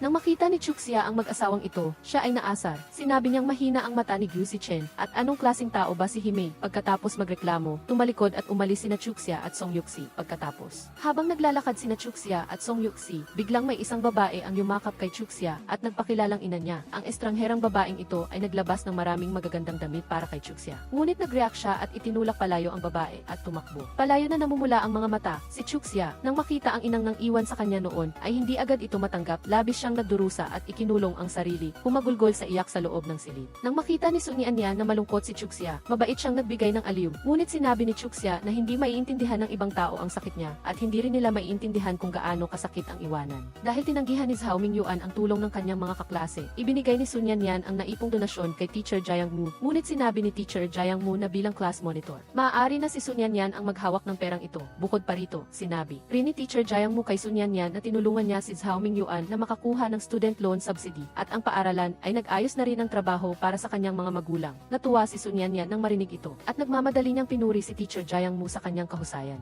Ang kompetisyon ni Yexing Yu ay malapit na, ngunit ang kanyang kamay ay hindi pa tuluyang gumaling. Bukod pa rito, kung sasali siya sa kompetisyon, wala siyang oras para sa science competition. Kaya di nagpa siya siyang iwanan ang singing competition. Bagaman masakit sa kalooban, wala nang ibang magawa si Yexing Yu at kailangan niyang tanggapin ang kapalaran. Nais ni Yexing Yu na umuwi sa probinsya at bisitahin ang kanyang ina. At dahil nakakaramdam ng pagkakasala si Sun Yanyan sa kanya, nag-alok siyang sumama. Nang makarating sila sa bahay, natuwa ang ina ni Yexing Yu nang makita si Sun Yanyan. Inakala niyang kasintahan siya ng kanyang anak. Sa bahay ni Yexing Yu, kusa si Sun Yanyan na tumulong magluto. Ngunit ang una niyang pagpasok sa kusina ay mabilis na naging kapahamakan, kaya si Yexing Yu ay nagmamadaling pumasok upang kunin ang tungkulin. Sa huli, sa tulong ni Yexing Yu, natapos din ni Sun Yanyan ang kanyang unang pagkain sa buhay niya. Sa masayang kapaligiran, sinabi ni Sun Yanyan na maaari na siyang umuwi at ipagluto ang kanyang ama. Gusto ni Gu Zichen na tulungan si Zhao Mingyuan, kaya palihim siyang nag-register para sa 20,000 yuan na serbisyo sa paghugas ng sasakyan sa repair shop. Gayunpaman, pagkaraan ng ilang sandali, nagsimula na namang pilitin ng may-ari ng repair shop si Zhao Mingyuan na magbayad ng utang. Dahil alam niyang babayaran ng mayaman niyang kaibigan ang utang niya. Nagkunwari pa siyang sinabi kay Zhao Mingyuan na kailangan lang magbayad ng 80,000 yuan bilang discount na sa kanya. Bukod pa rito, binantaan pa ng may-ari si Zhao Mingyuan na kailangan niyang magbayad ng 80,000 yuan sa loob ng isang linggo. Kung hindi ay ipapablotter niya ito sa pulisya. Walang paraan si Zhao Mingyuan para kumita ng ganoong kalaking halaga sa loob ng isang linggo. Humiling siya sa may-ari na bigyan pa siya ng karagdagang oras. Ngunit walang awa siyang tinanggihan ito. Wala magawa si Zhao Mingyuan na sinabing hindi siya makakakuha ng sapat na pera sa ganoon kaikling panahon at kung gusto siyang idemanda ng may-ari, sige lang. Malamig na nakinig ang may-ari kay Zhao Mingyuan at hindi man lang naawa. Sa halip ay sinunggaban niya ang kwelyo nito. Sa sandaling ito, biglang dumating si Chuxia at itinulak palayo ang may-ari. Sinabi niya sa may-ari na 80,000 yuan lang iyon at hindi kailangang manakit, tiyak na magbabayad siya sa loob ng isang linggo. Sa totoo lang, matagal nang nakikinig si Chuxia sa kanilang pag-uusap at nakaisip na rin siya ng paraan upang tulungan si Zhao Mingyuan. Pagkatapos, nakipagkita si Chuxia sa kanyang ina. Ang kanyang ina ay nagsisi sa mga ginawa niya noon at isinalaysay ang buong katotohanan sa kanya. Ayaw na rin ni Chuxia na mamuhay sa galit bagaman hindi niya agad matatanggap ang inang nang iwan sa kanya noon. Ayaw na rin niya itong kamuhian. Pagkatapos, nilinaw ni Chuxia ang layunin ng pagpupulong na ito. Gusto niyang humiram ng 80,000 yuan sa kanyang ina. Medyo nag-alala ang kanyang ina na baka maloko ang kanyang anak, kaya tinanong niya kung para saan ang pera. Sinabi ni Chuxia na hindi niya gagamitin ang perang iyon sa mga walang kwentang bagay. Gusto niyang tulungan ang isang kaibigan. Ang ina ni Chuxia ay nakonsensya na sa kanyang anak, kaya anumang makatwirang kahilingan ng kanyang anak. Pumapayag siya nang malaman ni Zhao Mingyuan na tinulungan siya ni Chuxia na bayaran ang utang. Labis siyang nailang, ayaw niyang magkautang kahit kanino, lalo na sa isang babae. Gayunpaman, mahinahon na pinayuhan ni Chuxia si Zhao Mingyuan na huwag nang maging mapilit. Bukod pa rito, mas mabuting sa kanya na lang may utang kaysa sa iba. Pagkasabi nito, umiti nang nahihiya si Chuxia at wala nang sinabi pa si Zhao Mingyuan. Pagkatapos, iginiit ni Zhao Mingyuan na sulatan si Chuxia ng EC at sinabi niyang magsisikap siyang kumita ng pera para bayaran ito sa kanya. Nagbiro si Chuxia na kailangan ng interes ang ganoong kalaking halaga. Kung papayag si Zhao Mingyuan na magpatuloy na sumali sa science project, hindi na niya kailangang magbayad ng interes. Naunawaan din ni Zhao Mingyuan ang intensyon ni Chuxia. Sinabi niyang gagawin niya ang lahat upang lumahok sa aktibidad na ito at magsisikap na manalo ng premyo. Ang online nickname ni Teacher Jiang Mu ay Dudiaoxia. Nakikipag-date siya online sa isang babae na ang nickname ay Xiao Jinyu at magkasundo sila. Ang online relationship na ito ay tumagal na ng ilang panahon at pareho silang mausisa tungkol sa isa't isa. Nang araw na iyon, nag-suggest si Xiao Jinyu na magkita sila at masayang pumayag si Teacher Jiang Mu. Sa katunayan, ang misteryosong Xiao Jinyu na ito ay si Dr. Jin sa klinik ng paaralan. Sa araw ng kanilang pagkikita, pareho silang nakasuot ng formal at nang makita ng mga estudyante si Teacher Jiang Mu na may makintab na buhok. Niloloko nila itong nasa spring season na siya. Nagkita sila sa tulay at ang palatandaan nila ay pareho silang may dalang rosas. Natatakot si Dr. Jin na mahuli kaya nagmadali siyang pumunta sa tagpuan. Nakita niya si Teacher Jiang Mu mula sa malayo na may dalang isang palumpo ng mga rosas at lihim siyang nagduda. Sa sandaling ito, nakita rin ni Teacher Jiang Mu si Dr. Jin at masiglang tinanong kung saan siya pupunta. Nagulat si Dr. Jin, nagmamadaling itinago ang rosas sa likod. At pagkatapos ay tumawa at sinabing makikipagkita siya sa isang kaibigan. Pagkatapos ng maikling pag-uusap, nagmamadaling umalis si Dr. Jin. Hindi alam ni Teacher Jiang Mu kung ano ang nangyayari at nagpatuloy siyang naghihintay kay Xiao Jinyu sa tulay. Pagkatapos, nagpadala si Teacher Jiang Mu ng mensahe kay Xiao Jinyu sa telepono at nang matanggap ni Dr. Jin ang mensahe, lalo siyang nakumbinsi na si Teacher Jiang Mu nga si Dudiaoxia. Hinaplos niya ang kanyang dibdib. Lihim na natuwa dahil hindi siya nakilala kanina. Kung hindi ay nakakahiya iyon, pumunta si Himi sa bahay ni Gu Zichen para bumisita at sinabi sa kanya ng ina ni Gu Zichen na magkapatid sina Sun Yanyan at Gu Zichen at umaasa siyang makikipag-date si Himi sa kanyang anak nang walang pag-aalala. Lubos na nagulat si Himi pagkarinig nito. Hindi niya inaasahang magkakaroon ng ganoong relasyon sina Sun Yanyan at Gu Zichen. Nag-aalala si Himi na baka pumunta si Sun Yanyan sa kanilang bahay at agawin ang kanilang ari-arian. Kaya sinabi niya sa ina ni Gu Zichen na kailangan itong pag-isipan ng mabuti at huwag hayaang makapasok si Sun Yanyan sa kanilang bahay. Pagkatapos, pumunta ang ina ni Gu Zichen sa Kuanying. Binalaan niya si Sun Yanyan na huwag nang dumikit pa sa kanyang anak. Hindi maintindihan ni Sun Yanyan kung ano ang nangyayari, ngunit hindi siya makikinig sa iba. Sinabi niya na hindi siya susuko. Nagalit ang ina ni Gu Zichen pagkarinig nito. Itinuro niya si Sun Yanyan at sinabing kapatid niya si Gu Zichen. Pagkatapos magsalita, sumakay siya sa kotse at umalis. Naiwan si Sun Yanyan na nakatayo doon na may balisang mukha. Pagkatapos, hinanap ni Himei si Sun Yanyan at dinagdagan pa niya ang kwento tungkol sa nangyari noon.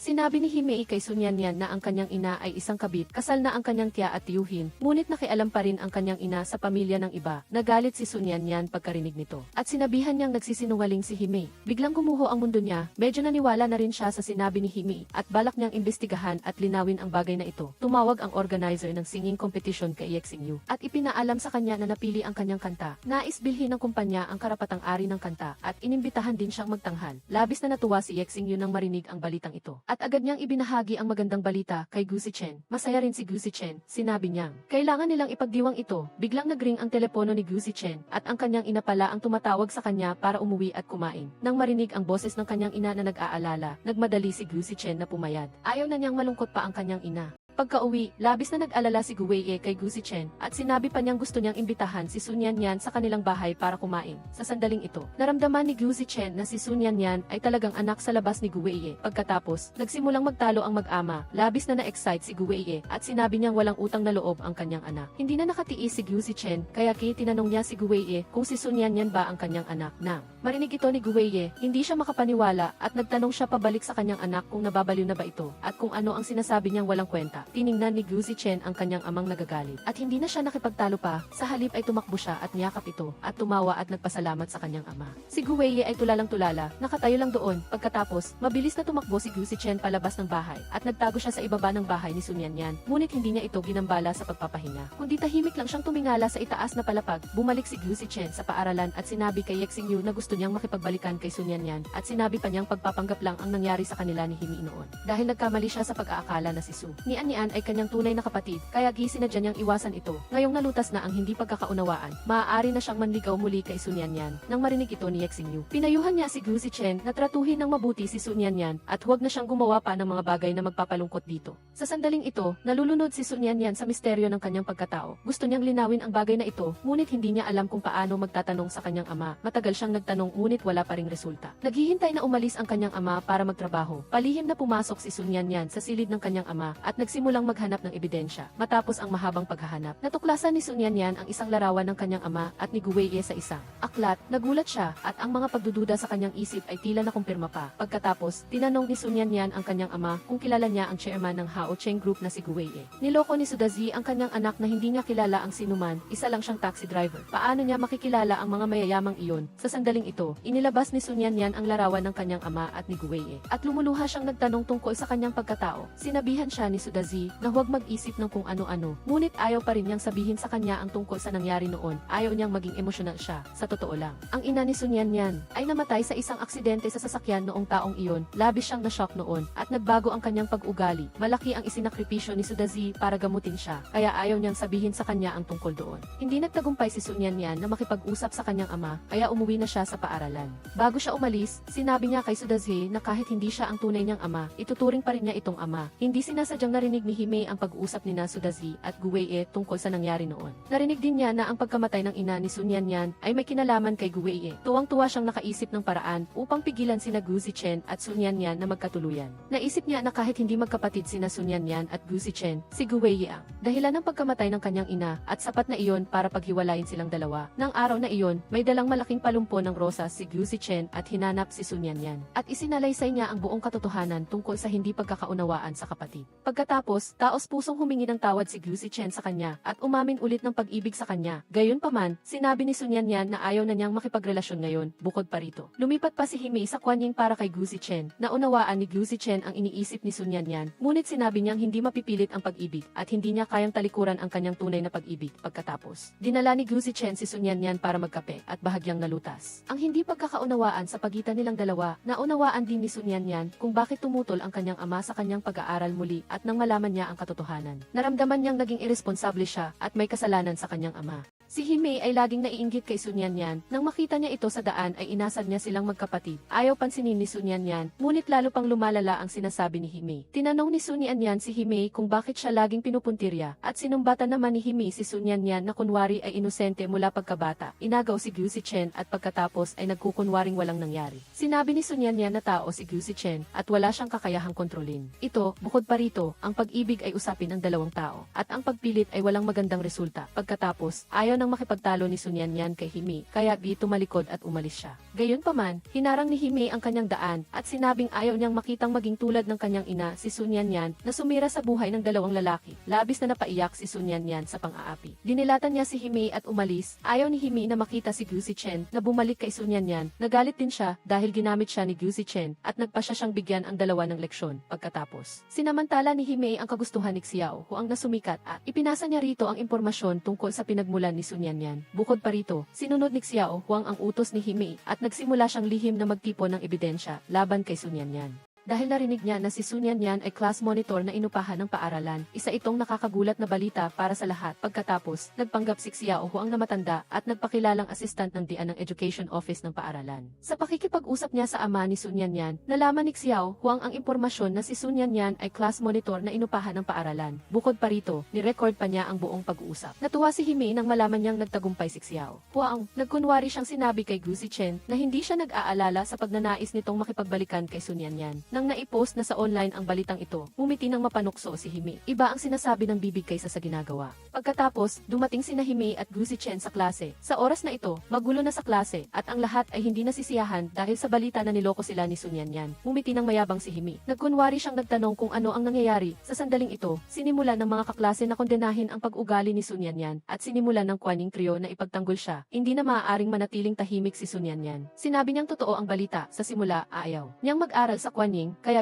si Teacher Jiang Mu, dahil gusto siyang panatilihin, ay pumirma ng kontrata upang umarkila sa kanya. Ngunit sa proseso ng pagsasama, minahal niya ang kanyang mga kaklase sa Mechanical and Electrical Class 2 at minahal niya ang paaralang ito. Nang hindi niya namamalayan ay nakalimutan na niya ang tungkol sa pag-aaral muli. Si Hime, na nag-umpisa ng kaguluhan, ay nagdulot ng kalituhan sa klase at hindi nasisiyahan ang mga kaklase dahil naramdaman nilang ginamit sila ni Sun Yanyan. Sa pangulit ni Hime, sabay-sabay silang umalis sa klase at bumalik sa kanilang dating tamad na buhay. Ang paninira ni Hime ay nagpadama kay Sun Yanyan ng pagka-suffocate. Hindi na nakatiis si Chuxia at nakipagtalo sa kanya. Galit na galit si Gu Zichen sa ginawa ni Hime. Sinabihan niya itong huwag nang maging sobra. Pagkatapos, hinila ni Gu Zichen si Hime palabas ng silid-aralan. Sinabi niyang hindi siya maaaring makasama nito at umaasa siyang huwag na niyang saktan pa si Sun Yanyan. Galit na sinabi ni Hime na alam niya ang isang mahalagang sikreto ni Sun Yanyan. Bukod pa rito, ang Haoching Group ay humingi ng pondo sa ama nito. Kapag inalis ang puhunan, mapapahamak ang Haoching Group. Hindi inasahan ni Gu Zichen na magiging ganito kawalang katwiran si Hime. Sinabi niya na dati, nakadama pa siya ng pagkakasala sa babae. Ngunit ngayon, wala na ang damdaming iyon. Sinabi niya kay Hime na hindi maaaring pilitin ang pag-ibig. Kung patuloy siyang mapilit, hindi siya magkikibit balikat. Nang makita ni Zhao Mingyuan na may nangyari kay Sun Yanyan, labis siyang nag-alala. Inutusan ni Song Yuxi ang grupo ng mga kaibigan nito na mabilis na mag-isip ng paraan upang malutas ang problema. Sinabi niyang lubos niyang naunawaan ang pagkatao ni Sun Yanyan, tiyak na hindi ito gagamit ng mga kaklase para sa sariling kapakanan. Pagkatapos, ikinuwento niya sa grupo ng mga kaibigan na palihim na humingi ng tulong si Sun Yanyan sa kanyang ama para tulungan si Zhao Mingyuan na maghanap ng mga kliyente. Nang marinig iyon, naalala ni Zhao Mingyuan na madalas may naghahanap sa kanya para magpaayos ng sasakyan at hindi niya inasahan na si Sun Yanyan pala ang tumulong. Nang malaman ang totoo, nais ni Zhao Mingyuan na gumawa ng isang bagay para tulungan si Sun Yanyan, kaya dinala niya sina Chen Yuan at Zhu Cheng upang pilitin ang mga kaklase na bumalik sa klase. Kahit na ayaw bumalik ng mga kaklase, sa huli ay napilitan silang pumasok sa klase. Hindi nagtagal, kumpleto na ang klase at nagmamadali ring dumating si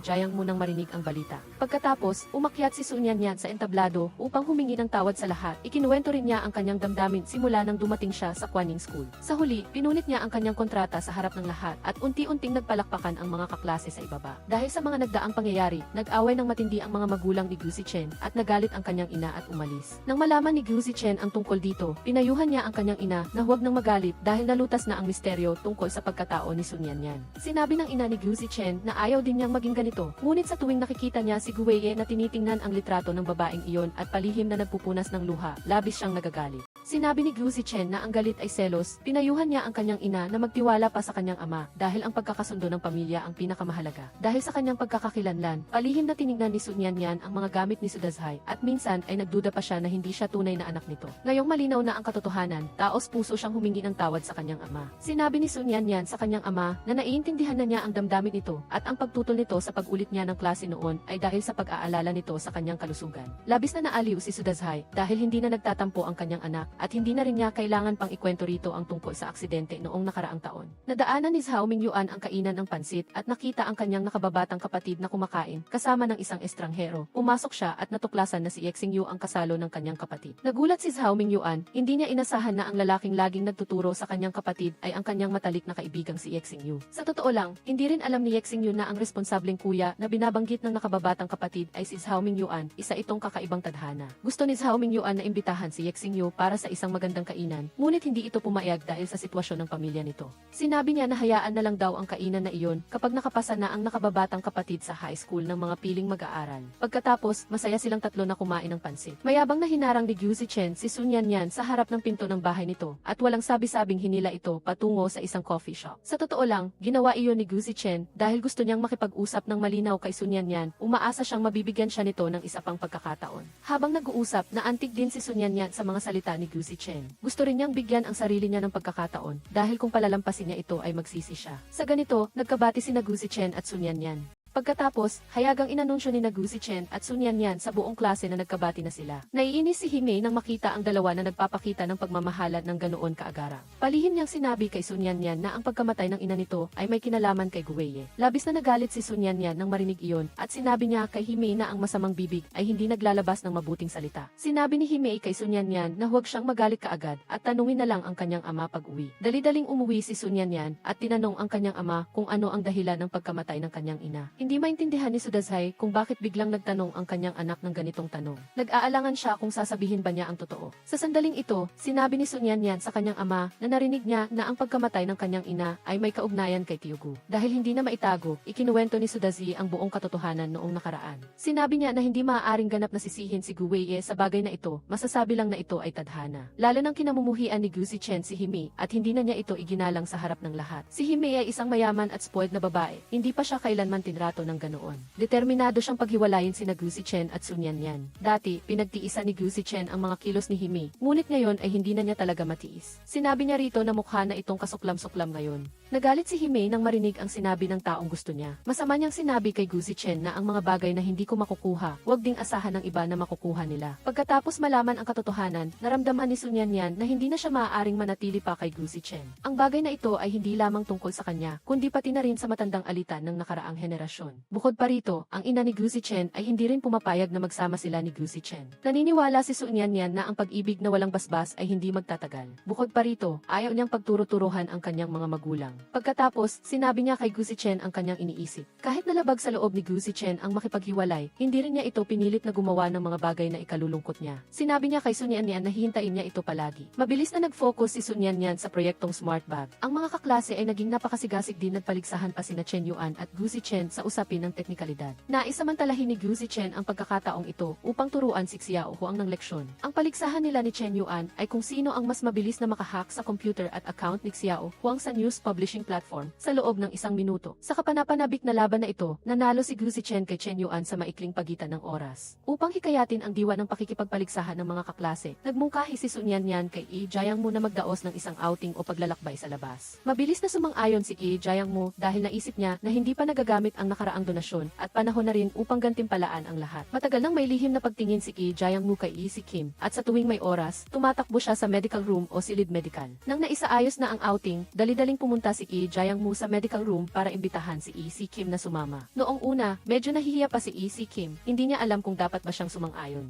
Pagkatapos, sinabi ni Yi Jiangmu na mas magiging ligtas ang outing ng mga kaklase kung may kasamang doktor. Narinig ni Yi Si Kim na makatuwiran ang dahilan, kaya tumango siya at pumayag. Si Hime ay pinalaki sa luho simula pa noong bata, hindi niya matitiis na may sumasalungat sa kanyang kagustuhan. Dahil napahiya siya kay Gu Zichen, wala na siyang mukhang manatili pa sa Kuaning School. Pagkatapos, nag-impake si Hime, tinawag ang kanyang ama upang sunduin siya pauwi at sinabi niya rito na naaapi siya sa paaralan. Sobrang walang awa sa kanya si Gu Zichen at pinahiya pa siya sa harap ng lahat. Sinabi niya na marami siyang isinakripisyo para kay Gu Zichen, ngunit kahit anong gawin niya, hindi niya makuha ang puso nito. Pagkatapos, umalis si President He sa Haocheng Group habang nakikipag-usap sa telepono. Nang makita ni Gu Weiye ang kanyang saloobin, nahulaan niya kung ano ang nangyayari. Alam niya sa kanyang puso na ang pamumuhunan na ito ay balewala na. Pagkatapos, hindi pa rin sumuko si Gu Weiye, kaya inanyayahan niya si President He na magkita upang pag-usapan ng malinaw. Sinabi ni Gu Weiye na hindi dapat makialam sa usapan ng mga bata, at bukod pa rito, may gusto ng iba si Gu Zichen sa paaralan. Umaasa siyang hindi maapektuhan ang kanilang negosyo dahil dito. Labis na hindi nasiyahan si President He sa sinabi ni Gu Weiye. Sinabi niya na naapi ang kanyang minamahal na anak, hindi niya maaaring hayaan lang ito, kaya ang pamumuhunan na ito ay titigil na dito. Nag-alala si Secretary Liu sa sitwasyon ng kumpanya. Ang biglaang pag-alis ng pondo ni President He ay nagdulot ng matinding hirap sa Haocheng Group. Iminungkahi niya kay Gu Weiye na hayaan na lang si Gu Zichen na magtiis ng kaunti at makipagrelasyon kay Hime dahil hindi pa naman kasal. Nang marinig iyon, hindi natuwa si Gu Weiye, mahigpit siyang tumutol na gamitin ang kaligayahan ng kanyang anak bilang kapalit dahil dumaan na siya sa ganoon, ayaw niyang makita ang kanyang anak na maulit ang kanyang pagkakamali. Dumating na rin ang araw ng outing at masayang naglalaro ang mga kaklase sa dalampasigan.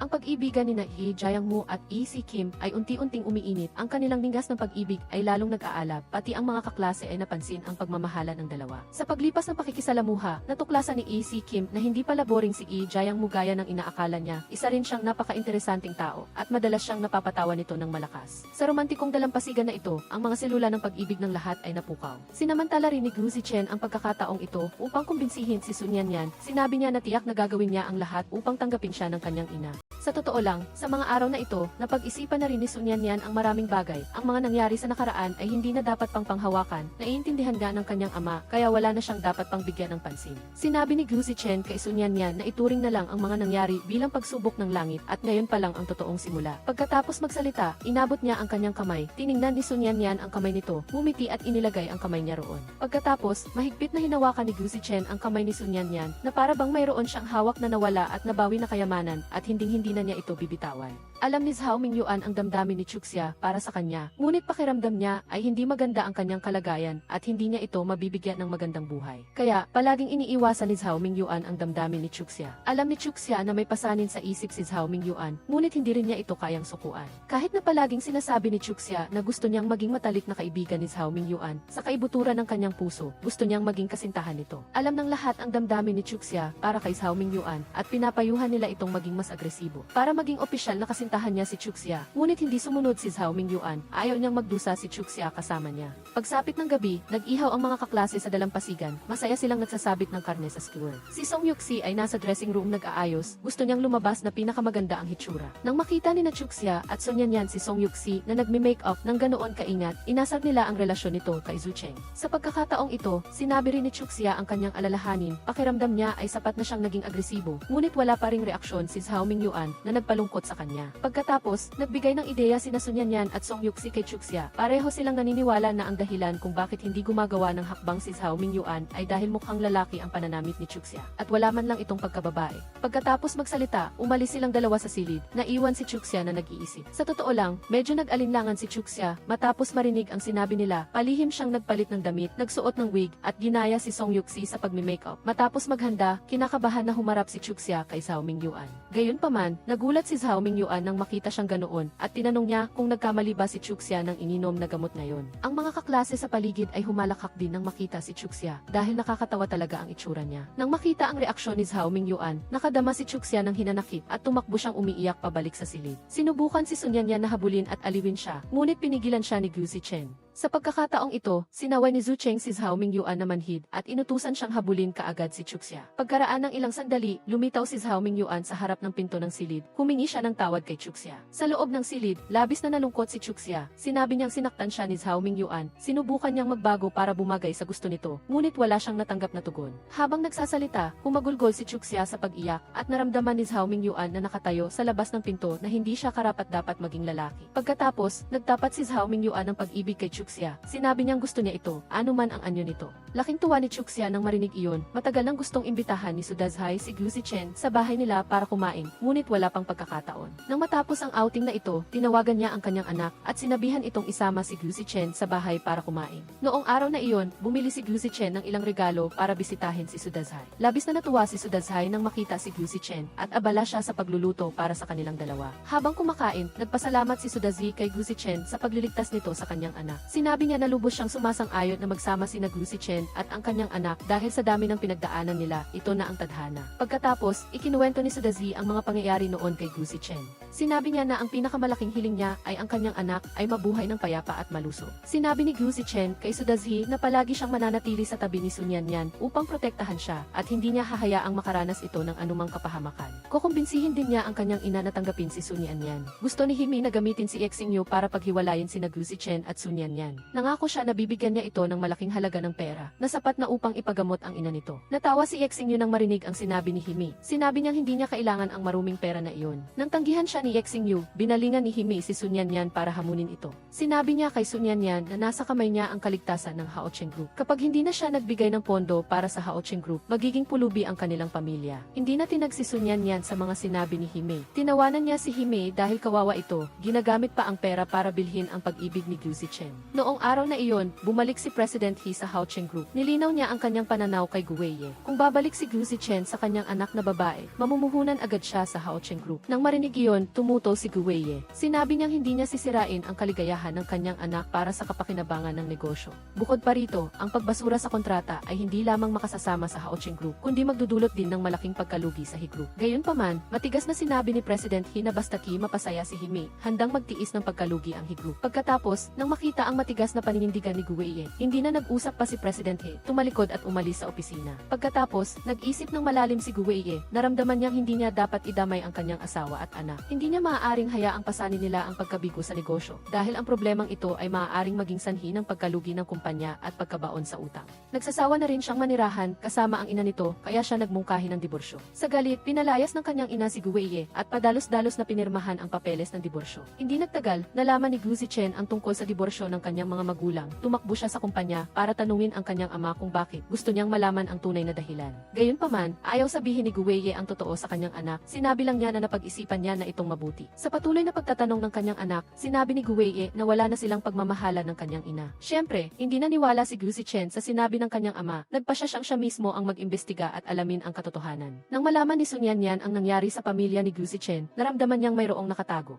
Ikukwento niya rito ang tungkol sa pagbabanta ni Himi sa kanya noon. Pinag-isipan itong mabuti ni Gu Zichen, naramdaman niyang tiyak na may kinalaman ito kay Himi, dahil dati ay madalas na nitong ginagamit ang pamumuhunan upang takutin siya. Sinabi ni Gu Zichen kay Sun Yanyan na huwag siyang mag-alala, makikita na ang pagdiborsyo ng kanyang ama ay upang hindi madamay ang kanyang ina na nagpapatunay na walang problema sa pagitan ng dalawa. Medyo nakadama ng pagkakasala si Sun Yanyan, naramdaman niyang siya ang dahilan kung bakit nagkaroon ng gulo ang pamilya ni Gu Zichen. Gayunpaman, sinabi ni Gu Zichen na hindi umasa ang kanyang pamilya sa kahit sino para makarating sa kinaroroonan nito ngayon, naniniwala siyang malalampasan ng Haocheng Group ang pagsubok. Basta walang problema ang pag-ibigan ng kanyang mga magulang, ang pera na nawala ay maaaring kitain ulit. Biro pa ni Gu Zichen kay Sun Yanyan, kung magiging pulubi siya, gugustuhin pa rin ba nitong manatili sa tabi niya? Tumango ng mariin si Sun Yanyan nang marinig iyon. Ang mga salbahing nag-ingay noon ay kapos sa pera nitong nakaraan. Balak ni Wang Zi na mangikil ulit kay Gu Zichen, ngunit tinanggihan siya nito. Palihim na binayaran ni Himi si Wang Zai, inutusan niya itong sabihan si Gu Zichen na dinukot ang kasintahan nito at para maibalik ito, kailangang magdala ng 3 milyong cash. Labis na nag-alala si Gu Zichen nang makatanggap ng tawag mula kay Wang Zai.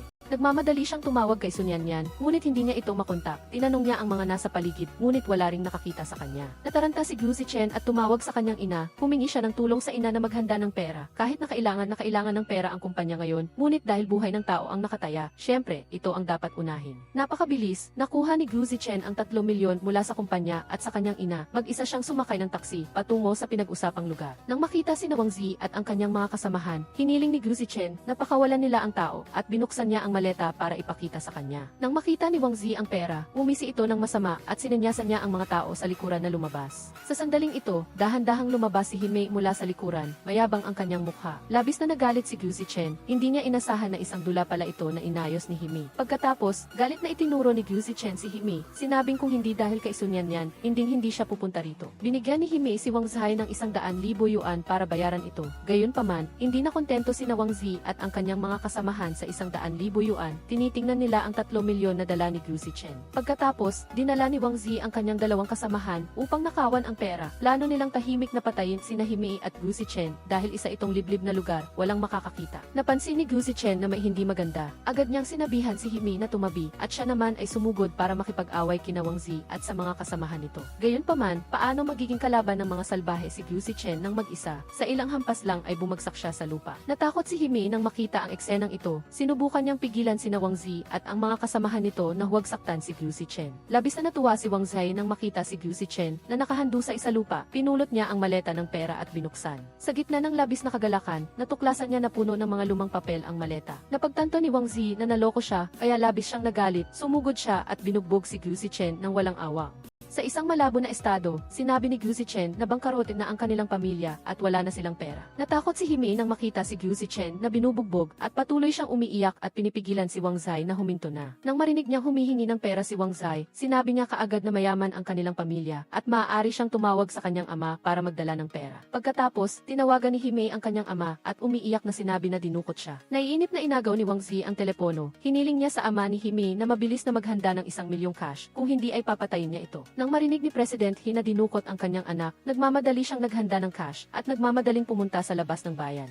Sa paaralan, kumalat na ang balita na pumunta si Gu Zichen sa labas ng bayan para sagipin ang tao, kaya nagmamadaling pumunta doon si Yi Jiangmu kasama ang grupo ng mga kaibigan at si Sun Yanyan. Sa daan, sinisisi ni Sun Yanyan ang sarili dahil hindi siya nagpaalam nang umalis siya at bigla pang naubos ang baterya ng kanyang telepono. Naramdaman niya na kung may masamang mangyari kay Gu Zichen, siya ang may kasalanan. Sinasabi rin ni Zhao Mingyuan na kasalanan niya, kung hindi dahil sa kanya, hindi sana nakaaway ni Gu Zichen si Wang Zai. Alam ni Yi Jiangmu na nag-aalala ang lahat para sa kaligtasan ni Gu Zichen, kaya pinayuhan niya ang lahat na huwag na munang mag-isip at mas mahalaga na mahanap sila. Hindi nagtagal, nakita ni Zhao Mingyuan at ng lahat ang lugar kung nasaan sina Wang Zi at Gu Zichen. Nakita ni Sun Yanyan na parehong nakahandusay at walang malay sina Gu Zichen at Hime sa lupa. Dali-dali siyang tumakbo para tingnan ang kalagayan ni Gu Zichen. Mabilis din sina Chen Yuan at Zhu Cheng na sinuri ang mga sugat ni Hime. Tiningnan ni Yi Jiangmu ang tatlong salbahe. Sinabi niya kay Zhao Mingyuan na turuan sila ng ng leksyon. Nag one-on-one sina Zhao Mingyuan at Wang Zai, habang mag-isa namang binugbog ni Yi Jiangmu ang dalawa. Napakalakas ni Yi Jiangmu, binugbog niya ang dalawa at pinapagsisigaw ang mga ito. Napakaganda niyang tignan. Hindi nagtagal, dumating na rin ang ama ni Hime, tumakbo siya papalapit sa kanyang anak habang umiiyak. Pagkatapos makontrol sina Wang Zi at ang kanyang mga kasamahan, dumating din ang ambulansya. Dinala nila sina Gu Zichen at Hime sa ospital.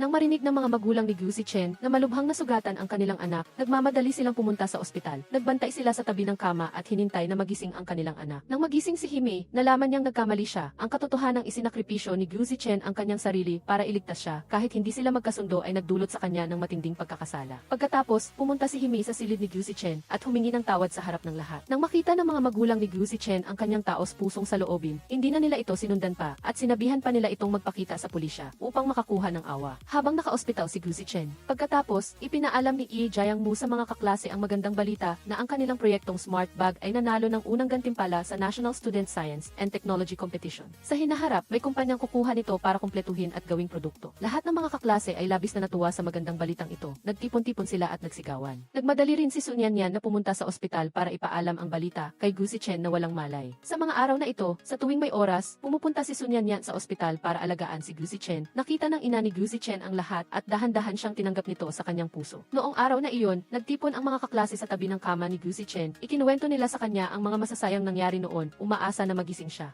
Sa gitna ng masayang pag-uusap ng lahat, biglang gumalaw ang kamay ni Gu Zichen. Dali-daling tinawag ni Sun Yanyan ang doktor. Hindi nagtagal, nagising si Gu Zichen at pagbukas ng kanyang mga mata ay tinawag niya ang pangalan ni Yexing Yu. Ang sugat sa ulo ay nagdulot kay Gu Zichen na mawala ng bahagi ng kanyang alaala. Ang bahagi ng alaala na nawala ay ang panahon na nag-aaral siya sa Kuaning School. Bumalik siya sa dating pagkatao na kilala ng lahat. Upang tulungan si Gu Zichen na maibalik ang kanyang alaala, sinadya ng mga kaklase na gayahin ang eksena noong unang araw niya sa klase, ngunit wala siyang reaksyon. Kahit na marami ang nagsasabi sa kanya na si Sun Yanyan ang kasintahan niya, hindi pa rin niya maalala. Naramdaman ni Gu Zichen na napakakaiba ng mga tao sa Kuaning School, mas gusto pa rin niya sa Amerika. Pagkatapos, nagmungkahi si Gu Zichen sa kanyang ina na gusto niyang bumalik sa Amerika. Ngunit sinabi ng kanyang ina na tinatalikuran pa niya ang kanyang ina noon para lang makasama si Sun Yanyan. Bakit gusto niyang bumalik sa Amerika ngayon? Lalo pang naguluhan si Gu Zichen nang marinig ang sinabi ng kanyang ina at iba ang kanyang pakiramdam kay Sun Yanyan kaysa dati. Gusto ni Sun Yanyan na tulungan si Gu Zichen na maibalik ang kanyang alaala. Handa siyang subukan ang lahat ng paraan. Gusto rin ni Yexing Yu na maalala ni Gu Zichen ang lahat. Sinadya niyang lumapit kay Sun Yanyan para pukawin si Gu Zichen. Gayunpaman, sa mga interaksyon ni na Sun Yanyan at Yexing Yu, natuklasan ni Gu Zichen na may gusto si Yexing Yu kay Sun Yanyan. Nagdulot ito ng matinding pagkalito kay Gu Zichen. Ayaw niyang malungkot si Yexing Yu.